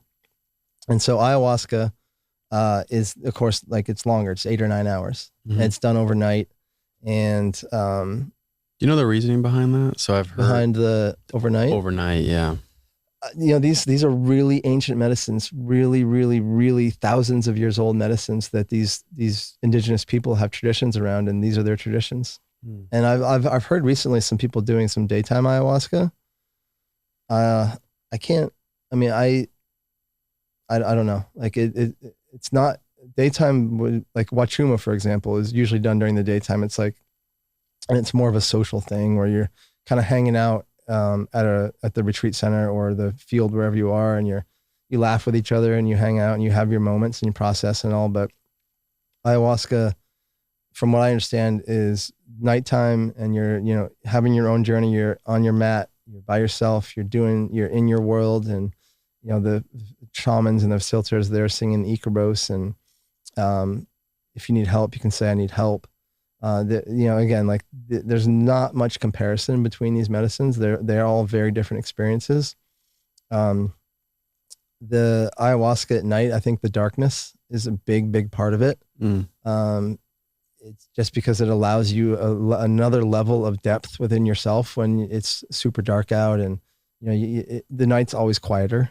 Like during the day, like there's always a buzz about the day. Yeah. At night, it has a different level of volume to it. Yeah, that does kind of make sense. I mean, I've heard like speaking to people on the phone when they're in Costa Rica or somewhere in the jungle, and during the day, it's like pretty loud. You can just hear the nature. Yeah. And then at night, I'm sure it's, Yeah. There's still nature at night. And then there's also just people are less active. Right. So there's like just less buzz around. Yeah. And again, like for me, when I go, I went to Costa Rica last November and did it. I'm full trust of the tradition that I'm dropping into. So if that's Shipibo, if that's Yawanawa, if that's another tribe, like whatever, like I always know going in, like do enough to know about what you're going into, and then get yourself to the point where you fully trust the facilitator, the shaman, the center you're going to, the experience. And each one's going to be different. Each tradition has their different experiences. I know, like in Brazil with the Yawanawas, they have a fire around in the middle. With the Shipibos in Peru that I went to, it's complete darkness. And so all these, they've developed this over thousands of years, and it's been passed down through their culture. And so I'm like, I'm here. Yeah. Surrendered to this. I feel like I'd prefer the fire. I prefer the darkness, actually. I've done both. And again, like they're both amazing. It's really, really great. Why do you think you prefer the darkness? I like the stillness of it all. Like with the fire, like you can kind of like the shadows are playing around, which kind of gives you an extra like layer of visual. And for me, I just love the stillness of the dark. And I think I'm probably too that it was my first experience, and so it was like this was my kind of initiation into it, and like there's a level of comfort with that. Yeah. So we didn't really get fully into your first time doing it. So I went down. So when I decided, I left AA after 6 years, and then I started microdosing, And then from microdosing, I moved into Wachuma, which is the San Pedro cactus. And then at the end of that Wachuma ceremony, I smoked a meditative dose of the bufo. And then the next time I smoked bufo was the full blast off dose. And that was the day, December 4th, 2020. That was the day that completely shifted everything for me. My first thought was that was the healing that I had been looking for since the day I was born. So as I mentioned, like I was born, I had a lot of birth trauma. The umbilical cord was around my head. I was born, I couldn't breathe. I don't know. Did you mention that in the beginning? I mentioned that I was really sick. Yeah. Yeah. But this was, it was from like moment one. Wow. I was trouble breathing. And then I had this tendency to choke on my food a lot when I was a kid. So I had the Heimlich down on me a bunch of times. Like there was a lot of trauma for me around breath. And this medicine gave me this healing that I just never, I had been searching for it for 40, at the time it was 45 years. And I just woke up and I was like, wow, like this life will never be the same. And it hasn't. And so that opened me up to moving to Mexico. So I moved to Mexico in January of 2021. And then from there, I got back into the ayahuasca, came back back online. And I looked online and the first thing that popped up was this place called Arcana. And it has a 21-day deep dive transformational program that they do. And I'm like, yep. That's 21 day. And I'm kind of a full send type of guy. So I'm like, all right, 21 sounds good to me. Let's go. And so where was that? It's called Arcana. It's in Peru. Okay. It's there's a town called Libertad, which is like, you fly into Lima, you fly to Iquitos, which is like into the Amazon. You take a bus 2 hours into the Amazon further, and then you take a boat 3 hours up the river, even further into the Amazon. You're way in there. You are in there, like heart of the Amazon. Yeah. See any wild animals? Oh yeah. I have pictures like of monkey, like on my knee eating a banana. I'm like taking a selfie of this monkey. There's caimans, there's sloth. Like it's the Amazon. You're in the Amazon. Yeah. Like there, you name it, it is there. Damn. And you hear it all. And so I go down, and then the first week is very like introductory. Like Mama Aya's like, this is kind of like who I am. Like I'm getting to know you, you're getting to know me. And she's like, okay, these are the kind of things that we're going to work on. My mom came up, my sister came up, my addiction came up. And then the end of the first week, I was in the middle of the night, and it was like, you are completely shame-based. Everything you do is based out of shame. The way you interact with other men, the way you interact with women, the way you look at yourself, all of it is fueled by shame. And everything you do is a form of self-punishment. So this was the message to you specifically. This is what I landed on, like at the end of the first week, was like that I am like, and it comes from being picked on as a kid and feeling so different. And when my mom first got pregnant with me, like inception, she didn't know she was pregnant with me for 3 weeks. She thought I was cancer. She thought that she had cancer. Oh, wow. So not that she thought I was cancer, and she didn't call me cancer. Yeah. But her energy in her body was like, oh, fuck, this is cancer in my body. Like, how do I like purge it or get rid of it? So that's kind of the first energetic experience I had of this world. Oh, wow. Yeah. And so another thing that ayahuasca kind of showed me was like so the shame was shown to me. And then I was like, show me how, like the depth of the shame. And it's almost like before you even out of your mother, it's like from the get-go. Yep. There's this negative connotation to your existence. Yeah. Yeah. And then, so that also shows me that like, there's like some past life stuff that like I'm bringing this in to be transmuted and alchemized in this lifetime of my past lives and my lineage, like the men in my lineage. And I've done a lot of like constellation work and Akashic records and some past life regressions and stuff like that. I would like to maybe like after the episode, dive into that, like just see what resources you use. Cause that's something that I would like to use. I'm also like in the Bitcoin scene, which is like privacy focused and collecting your data. So I get like nervous, but it's also something that I like deeply desire to understand my heritage. Dude, it's so important. Yeah. Like it gave me so much like clarity and freedom. And again, like all this stuff, like it's not going to fix you. Right. Boom, that's you're not fixed. And that's not like my intention. And this is part of the, the suicide attempt is that like, these things are just like, you tend to understand, once you understand why and how why you're showing up the way you are or why you feel the way you do, then that's the light, that's the flashlight that you get to shine the light on your darkness. You shine light on darkness, it's no longer dark. The darkness dissolves. And that's what light does. And so going and doing this constellation work, we went 7 generations back. Doing this past life regression, you go anywhere. I was Native Americans on the plains. I got hung from a tree in a tribe. Yeah. And so that would explain like a lot of like the throat stuff with like the allergies, throat closing. So that was an ancestor. That was me. Or was it past life of mine. Huh. Yeah. And so how do they do that? The so past life? It's a deeply meditative state where you're laying on, it's like a 3-hour deal. You're laying on the couch and this woman, the shaman, guides you and just like asks you questions, and like you get into this like hypnotic, meditative, deep state, and it's just like these things start coming to you. It's just like dropping in, like these experiences aren't like, they're beyond. It's a little bit like imagination, but it's a feeling. Like you like this is way more than a memory. Like it's a memory, but it's way more than like I read this in a book type of thing. Yeah, because I've never done any research or even contemplated on past lives. I don't even think I believed in them. For me, it was really, really powerful. And then the constellation stuff was like the men. I followed the men back in my generation, in my lineage, 7 generations. Every single one was a warrior, and the warrior never gives love a chance because they're always at war, always fighting. And that was one of the things that Bufo did for me. Was it told me the big message was stop fighting. And so then I went and did this constellation therapy with a shaman in Mexico, and she's like, yeah, like all these men in your lineage never gave love a chance, love of life. They never gave themselves a chance to love life, to experience life, because they were always at the ready. There's no time. And for me as a kid, I was at the ready all the time because of all these threats, never giving love a chance, never giving myself love a chance, never giving myself a chance to understand me. And so this is what I mean. Like this all starts to make sense when you're like, oh my gosh, like, yeah, holy shit. And understanding breeds healing. Yeah.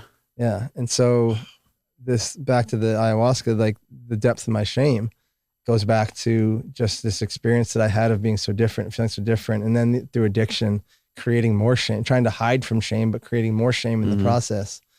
And so then the second week is like, this is where I was shown like these depths, like show me where this started. Like why do I carry this shame? And then the middle night of the second week, I asked the question, like, I need to see this shame. I need to see what this shame has done to me. And that's when that light flashed. And it was, and so like in that, when I asked that question, I immediately went back to that day at the bar when I fell off the balcony. And it was like, what am I doing here? And then, because in ayahuasca will take you to places like, what are you doing? What am I doing? Like I'm in a drugstore from Manchester, Vermont, growing up I'm like 8 years old, looking around like, what am I doing here? What do you need to see in this moment? Like what about this experience do you need to see? Goosebumps, bro. Same. I know. It's wild. And so I actually, in this moment, like I cultivated more memory of that day. Like I remember walking up to the edge of the bar. Like for the first time I saw myself walking to the edge. I remembered walking to the edge of that balcony. And then it was light, like the whole Maloka was, it was 2 a.m. in the middle of the Amazon rainforest. There's no light, dark. And you saw light in your vision. The whole Maloka lit up like a daytime. What's a Maloka? Maloka is the big structure, the circle where you do the ayahuasca. Okay. It's the ceremony space. Gotcha. It lit up like daytime. It's like, that was a suicide attempt. And I was like, at first I was like, oh, wow, that makes so much sense.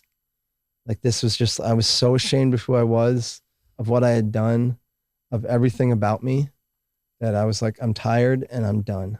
And I jumped. Damn. Yeah.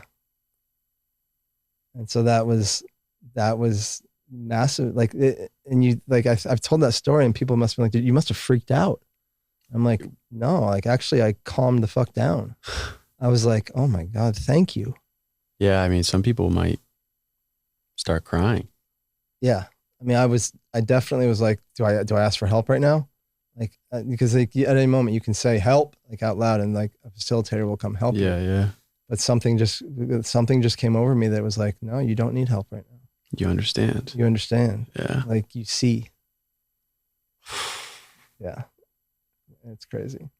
Holy shit. And so then pretty much after that, the rest of the time I was there was like complete and utter joy with ayahuasca. Yeah. Like I wrote a book, like literally in every session I would drop in and just write chapters of this book. Just like I had titles and chapters and concepts and the number of pages it was going to be and what the cover looked like. And like business ideas and content ideas and ideas like how I'm going to show up differently, who I'm going to reach out to after this. Like it was insane. Like the freedom that had been created in my body for all this to drop in. Wow. Have you written a book? I have written a book. It is in my computer. I wrote it in 2019 after a really, really bad breakup. I was completely just devastated. And I mean, you gotta release a book, especially with like everything that you've told me since 2021 and oh man. Yeah. So I actually have two books now. I have that book that after I wrote it, I recognized that it was absolutely from a place of victim consciousness. And it was more of a cry for help than anything. It was a please see me, please hear me. Like I feel so rejected that I need validation. And so I haven't, the energy around the book, the book is written all the way up to the conclusion. And when I started to write the conclusion, it occurred to me like, I have no way to close this because it was like a purge. It was a purge of victimhood. And so the book is there and it will be published and it will be written.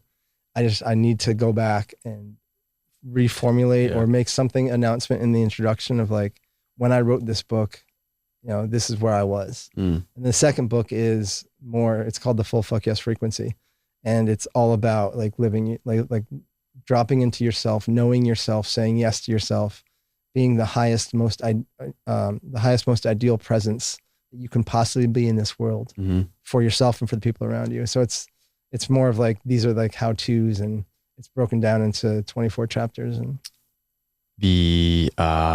how you help. So maybe we'll talk about, you had this experience with ayahuasca, 10, 11, 12 years have gone by or around that. And now you've made a living off of. So the experience with ayahuasca was 2021. Gotcha. Okay. The sobriety experience was 10 years ago. Gotcha. Okay. Yeah. Okay. And maybe we could dive into what you're doing now. Yeah. So what I do now, I work with men and women to expand their capacity to hold the entirety of their lives is what the elevator pitch on it. And so what that means is that we interact with the world in a way that most of the time, the way that our traumas tell us to, the way that our wounds tell us to, the way that our stories or programs, whatever it is that we have inside of us, tell us to interact. So it's the way we penetrate the world, so to speak.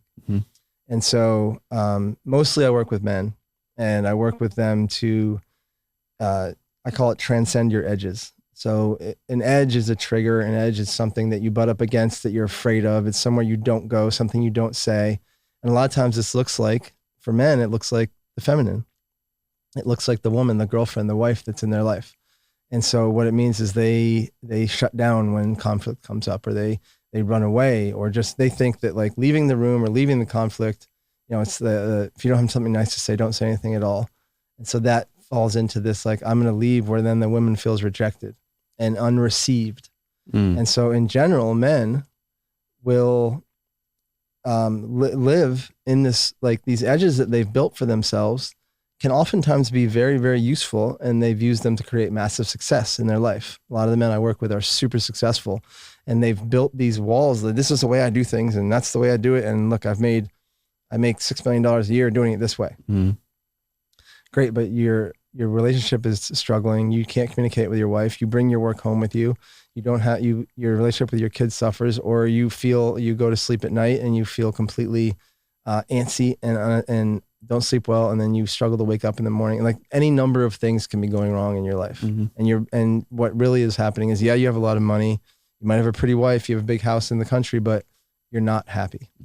And so what it is they're not receiving the feminine energy of the world is the life force. Like women are literal portals, like physical portals. Like that's the way it is, right? Yeah. So feminine energy is literally a life force. It provides life to the planet. Mother Earth provides life to the planet.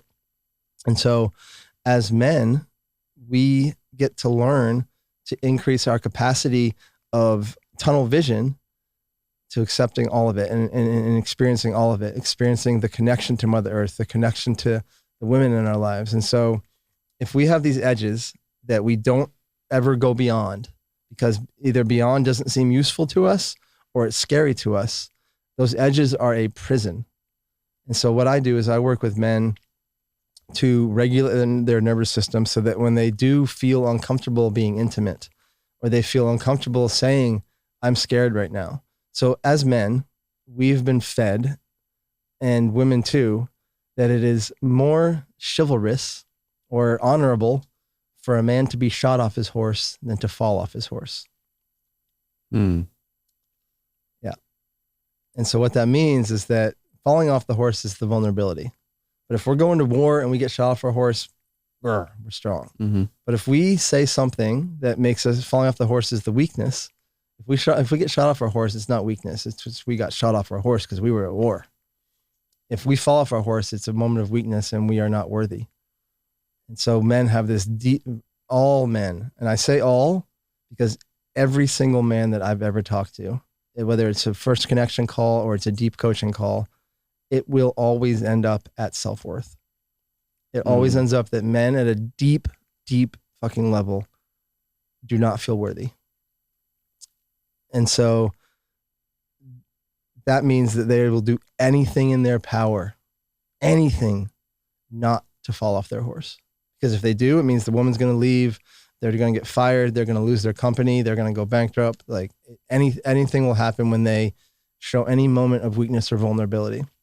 And so the fix to that, and this is what I work with men on, is healing the shame that fuels that, the shame that fuels the self-worth. What is this? What is the self-worth problem? The self-worth comes as a man. Self-worth or shame starts when we as little boys were trying to get a basic need met, security, approval, or control. We were trying to get that need met. So approval, like with girls, and like if we went and talked to a girl at the dance and she's like, why are you talking to me? Or, whatever it is, immediate humiliation and rejection around a basic need being met. I'm not worthy, shame.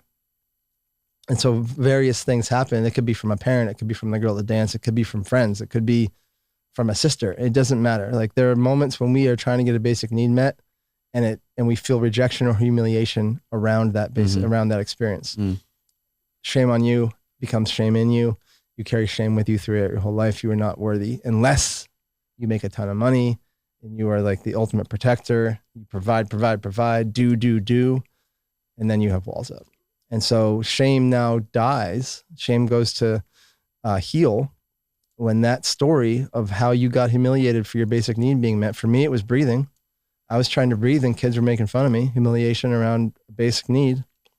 When I get to go into a place, a men's group, a coaching container, one-on-one or groups or whatever it is, and tell that story and be witnessed in that story and not made fun of this time, that shame says, I don't have anywhere to live anymore. I don't have this body I'm not welcome in this body anymore because now this body has built the capacity. I've built the somatic body to hold more. When you say built the somatic body, essentially cultivating a safe felt experience. So like lottery winners, for example, like a lot of these people that win the lottery, they win $4 million and then 18 months later, they're $100,000 in debt because they didn't have the somatic body to feel safe with $4 million. Like, yeah, it's great. Like, I want to win $4 million. And then they go and they make what in hindsight look like stupid decisions. But in the moment, all they were doing was coming back to their homeostasis, to their safety level, which is poverty. Yeah, it's very interesting. You mentioned how you help men get back into the capacity to level or to become their more masculine self. And in your website, it was almost like embracing or strengthening or leading them to have a prepared nervous system. And Right. it seems like, so if that lottery winner who was in poverty previously wins, $500 million, they now, it's interesting to think about how they are thinking, their nervous system has totally been shot with, holy crap, I have an infinite amount of possibilities, but it's not infinite. I mean, nowadays you can spend. Yeah. It's not infinite. And at a base level, it's very unsafe. It's a very unsafe feeling for them. And you can do this with love. Like a guy that has been wounded in love over and over and over again, finally finds this girl that's amazing and like sees him and loves him for who he is, just because of the fact that he's breathing and his heart's beating. Yeah.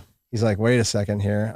What's the catch? What's going on? I'm going to have to drop a grenade here and sabotage this. I'm going to go cheat, or I'm going to cause problems because that's what's familiar and safe for me. The same, you could do it with a career. Like you find your dream job. Yeah. You've been struggling doing these mailroom jobs or whatever it is for so long. And then you get this, you get a job doing whatever. And it's like, oh, I thought, I want this, but it feels so unsafe to me. And so what you have to do is you have to create this level of safety in your nervous system. And this is like cold plunge, saunas, heavy lifting, going into vulnerable places that are safe, controlled. I mean, the gym is a controlled training ground for other things in life. Like fight, like a Muay Thai training or something like that. That's okay. Thank you for making that, like bringing that up, because so I moved to Austin about a year and a half ago. And I was working for this company, and to me, in my eyes, the people working for this, it was a smaller company, were highly intelligent, on the next level, working for a Bitcoin native financial services company. No one's ever done this. And just listening to, some of the founders and executive team and all these different people, and just being like blown away, like so impressed. And me, I'm like, I was working in restaurants before. And then COVID happened, lost that job, went into traditional finance, with some hard work and deliberate focus. But I only worked for that for like 9 months. And within that 9-month period, I was focused on Bitcoin. So like, I didn't feel prepared. I felt like really lucky. Yeah. So I was nervous as hell, man. And so coming here, it prepared me to be in those uncomfortable moments. So, and also just how you're physically moving and pushing your muscles in your body is good for your brain, obviously, and for your entire body. But the ice baths, man, and the sauna, if I have regular listeners, they're going to be so sick of me talking about it, but like how important it is. And you just really clearly described it. It's, it's safe, it's uncomfortable, but you're doing it in order to develop almost the like habit to be courageous, to do it, and to listen to your mind and how it acts, or how it's, going back and forth, and how you can just kind of find presence and prepare yourself. And I did it. I've been doing it, ice and sauna before every episode, because now I feel pretty comfortable with this job, with this company. I feel like I have a team, and I feel a good connection with everybody. And it's still challenging, don't get me wrong, but now doing the podcast, it's like, oh man, this is scary. Yeah, another one. It was like the first episode I did, looking back now, I could just tell, like looking at it. Most people have said, oh yeah, you did a great job. But for me, I was so nervous. Yeah. I was so nervous. Probably up to like, this one I was not really nervous. This is number 11, and maybe it's because the amount of iterations I've had, but also just like, I know who you are. Yeah. I feel comfortable around you. Thank you.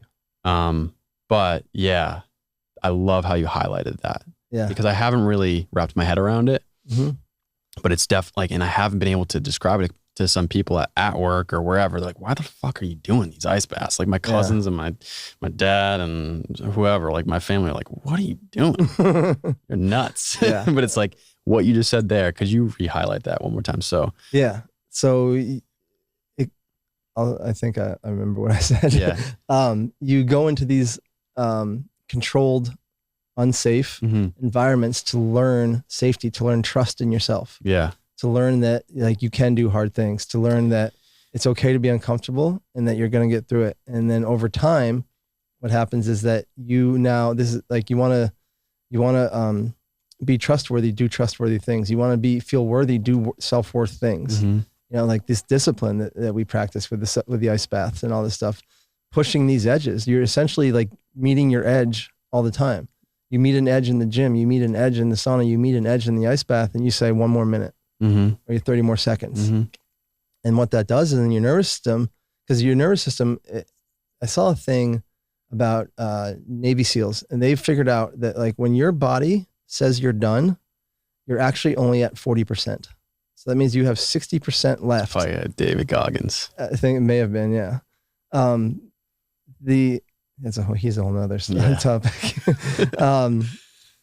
But the point is that like our nervous system wants to freak out at the first sign of unsafety, like the very first thing, because that means that like immediately we want to recoil and go back to safety. And so if we can just extend that quote unquote unsafe experience a little longer, because then the nervous system's like, you get to that extra minute and you're like, oh, I'm actually okay.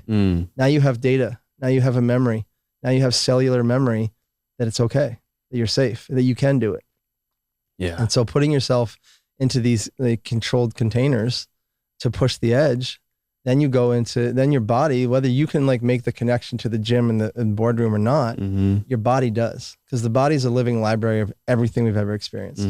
The body remembers what the mind forgets all the time. Yeah. You know, that's why The Body Keeps Score is such a great book. And that's why, you know, when we go into like these breathwork's another great one. Of like really, really, really putting yourself into a situation where you might get scared, and understanding that it's all you, because you can just return to normal breath at any moment and bring yourself back. Yeah.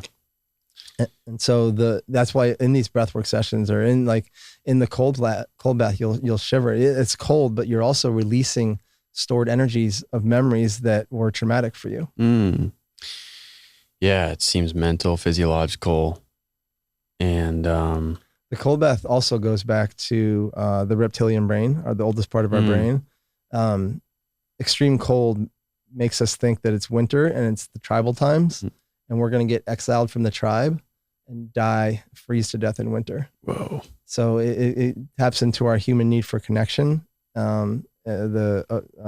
approval and security. And it makes us feel like we're in the middle of winter, like in Pangea, the mammoths are all running around and we're freezing to death and the tribe has left us. Saber-toothed tigers. Yep, right around the corner.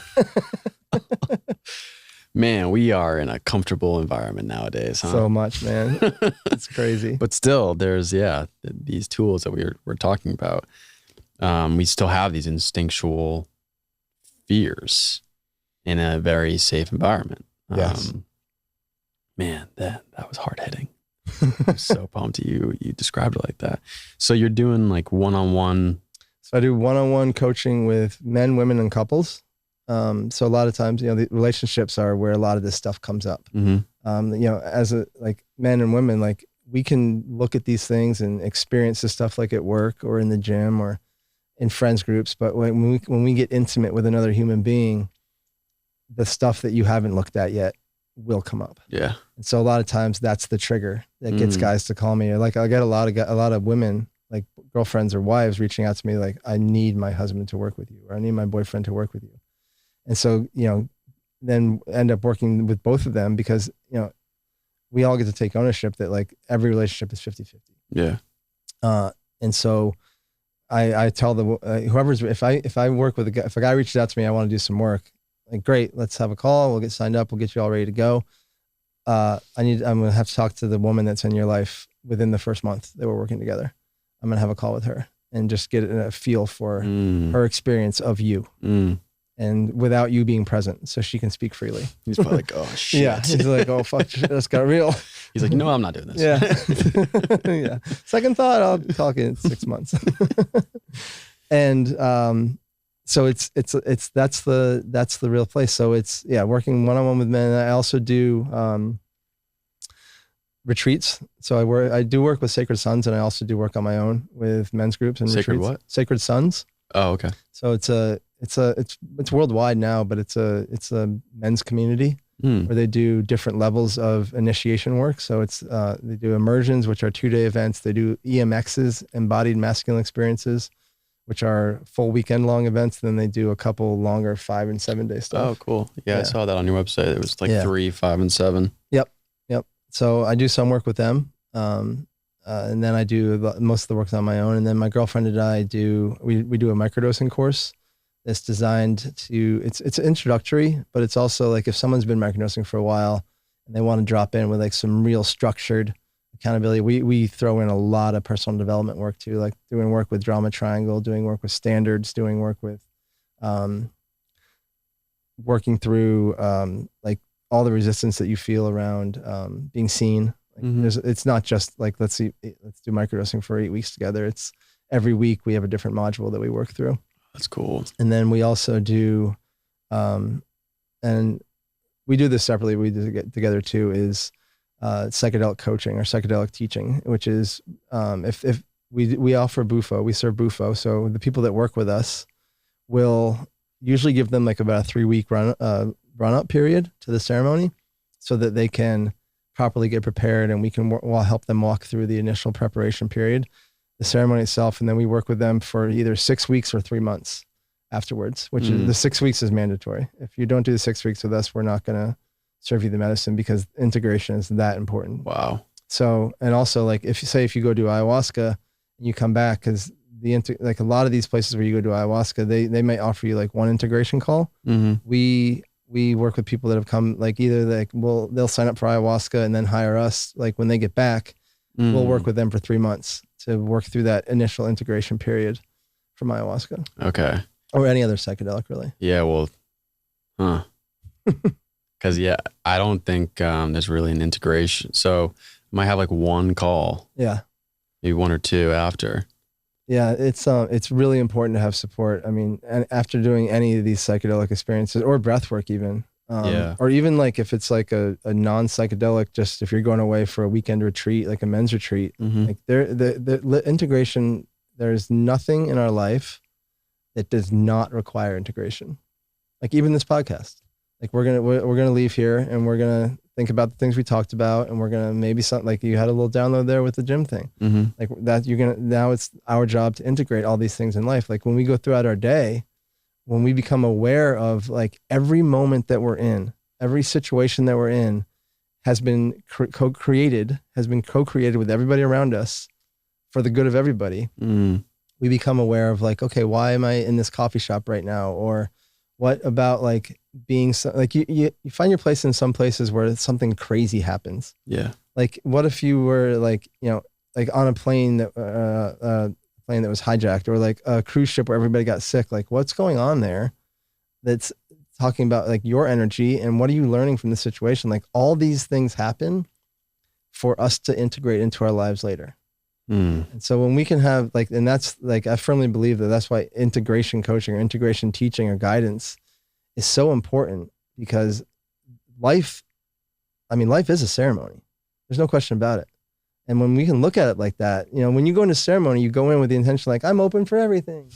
But life, we're like, no, closed off to that. Yeah. But like, really like closing yourself off to life is closing yourself off to the experience. And this is the thing about the edges. Like when you get so closed in on like who you are, like this is the way I do things, you're closing yourself off. And then the problem is that people don't want to change. People don't want to do the work. And so, what if I learn something about myself that I have to change, like a deep rooted identity about myself that I have to change? That's scary. I don't know about that. Like I'm really attached to that way. I'm really attached to chewing gum. I don't know if I ever want to give that up. Like it can be little or big. And the thing about these, like getting past your edges is, okay, great. Like I saw past my edge in a breathwork ceremony, but now what do I do with that information? Do I just leave it there? Okay, I saw that. Great. I saw that the way I'm showing up in my relationship is less than I'm capable of. So do I go back and just show up the same way, or do I get to integrate what I saw and make it part of my new way of being? Yeah. I don't think I think I have, but I don't think I've taken it as serious as I should. The integration aspect, just whether I do a microdose, or I have a really cool experience on vacation, good moment with my family, or whatever it may be. And yeah, so I don't think I'm, to be honest, I'm taking a week off, and then I have Monday off. So I come back on Sunday, and I have Monday off, and then I go right back to work. And yeah, I'm just thinking, like, should I take the rest of the week off? And I mean, if you can, I would say I would say yes, if you could. Yeah. I mean, if you can't, like, you're going to be fine. Yeah. No matter what, like, you're going to be fine. You're going to be okay. And you're also going to be completely changed. And it might be like, maybe I could go in like Wednesday and Friday, like titrate back into it. Yeah. So I can work from home, which is great. Yeah. I go into the office a few times, but yeah. And also they do, usually the ayahuasca ceremonies that I've been to, or retreats I've been to, they kind of work integration into the week or the 3 weeks. Like, you'll have periods of sharing, like you'll do ayahuasca like on a Monday night, and then Tuesday morning, everyone will get back together and have a sharing circle. So there's integration kind of baked into it. And then the real integration work is when you get back to your life. Like, yeah, it's easy to be in Costa Rica in the jungle in a ayahuasca ceremony wearing, flowy pants and a shirt. But then, like, what happens when you get back to life? Yeah. Yeah. That's something it's definitely important and top of mind for me. So I'm going to have to be conscious of that, and maybe I'll hit you up. Yeah. Let me know, man. So that's a separate part of, so you were saying you do the whole experience, but you can also just break it off to like the integration. Yeah. So if you're going to do the Bufo, the 5-MeO-DMT that we serve, like that's the one thing of, like, essentially it ends up being about an 8-week period that we're working with you. So the 2 or 3 weeks before the ceremony is 1 day, and then the 6 weeks afterwards. If you're going to do a psychedelic that we don't work with, like ayahuasca, people will hire us to do dieta, about dieta, like getting ready to go do the ayahuasca. You watch what you eat, you watch what you watch on TV, what you consume, stop having sex. Like, we walk people through that preparation process. They go do their thing. We get them right with the intention setting process. So one of the pitfalls of these experiences is expectations. Yeah. People will be like, I'm coming to do Bufo. Like, we'll get a lot of people that call us, and they're obviously in a very dark place. Like, some massive heartbreak just happened, or they just lost a parent, or like something has happened in their life that has completely shook them. And we'll tell them, like, you need to be in your human experience for a little bit longer. Because what you're doing right now is you're coming to us, or coming to this medicine to magic bullet you, to fix you. And that's not the way it's going to work. Like, you really have to get yourself to a point where, like, you are grounded. So something happened, like you had a massive heartbreak and you're struggling and you've been hurting for 3 months. Awesome. But you can come to this medicine, but if your intention is to, like, heal my heartbreak, that's not going to work. What the intention needs to be is, show me what I don't know about why this heartbreak is affecting me so deeply, so that I can work through it on the back end of it. So a lot of times what we get people from bringing this is going to happen when I go to ayahuasca. I'm going to come back and be healed, to, like, show me what I don't know or what I'm not seeing about why I don't feel healed right now. Why do I feel broken right now? Show me what I don't know so that I can move forward. So when I got into plant medicine, it was because I was stuck in these cycles of repeating things, repeating experiences, heartbreak, depression, anxiety, whatever it was. They were repeated. And I did 10 years or 7 years of work as a human being, even longer, really, like, through all the rehabs, like years of work as a human being and working through it and creating space, but never fully breaking free from the cycle. And so I knew that psychedelics, plant medicines, were the way to show me what I don't know, so that I can interrupt these cycles and move completely free of them. You're welcome. Yeah. So I have been trying, I feel that I've been pretty good with not having any expectations. Jay, who's been Asseltine? Yeah. So that's the retreat that I'm. Yeah, you're good. Yeah, he's solid. Yeah. So just to give you context, I followed him on Twitter prior to moving to Austin, and I moved to Austin like a few months later. And then I saw him in my apartment complex. I think you told me this. And I was like, you live here, don't you? So ever since then, we've just, it seemed right to do it with him. And so, and that's so, pause for a second. That's so huge to find someone like that that you deeply have a connection with and trust.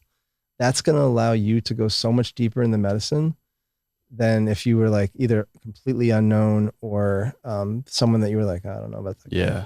Yeah, that's huge. Yeah. No, thank you for, just sharing that, because it's definitely, it's given me a little bit of comfort for the first time. This is the first time I'm doing it. And I do trust Jay, and I plan on having him on the podcast, hopefully like the first podcast after. That'd be amazing. Yeah. Yeah. And so it may be like you're the last one before it, and then he's the next one. Perfect. Which is pretty cool. That's amazing. Yeah. But the one thing that's been popping up for me is, okay, I did have a cup of coffee, but for the most part, I've really lowered the amount of caffeine. I haven't had a drip of alcohol in over a month. And even before that, I wasn't really, like, I've cut my drinking down. Yeah. And I could probably talk to you like later on, or maybe another episode. I also, like, alcohol was a device for me too. And, but my grandfather as well, who I never really met. So I've been really good with that, and I've been eating healthy for the past year, whole foods. So I feel pretty good. But I do have the tendency to kind of like roll on any podcast or whatever that comes in my feed. And so I'm like, maybe I should control that more and be more intentional. But I have been, having these group calls, and I write in my journal, and so yeah, I just, what I'm trying to say is that, like, I don't want to make myself anxious by saying, oh, am I doing this right? Yeah. And like Jay's been like, dude, you're fine. You're more prepared than the average man that comes to my retreat. But at the same time, I'm like, well, I could be doing better. Like, I didn't have to watch this Aubrey Marcus and Robert Malone podcast. It talks about, it's pretty dark shit, but like, it was important though. And I really enjoyed the podcast episode. Yeah. I mean, and also understanding too, that like, it's all divine. It's all perfect. Yeah. Like it is this, you're already in ceremony. It is everything that you need. That's what Jay said. It's like, once you commit, it's like the ceremony begins. Yeah. Ayahuasca knows. And she knows you're coming. It's wild. You say that to some people outside of like ever doing this, and they're like, what do you do? What are you smoking? Yeah. No, it starts when you drink the tea. Like, no. No, it's definitely, and I've already, the sense of awareness of my thought process or what's unraveling in my subconscious to like prepare for this. It's just like being aware of what's happening. I'm like, oh, wow.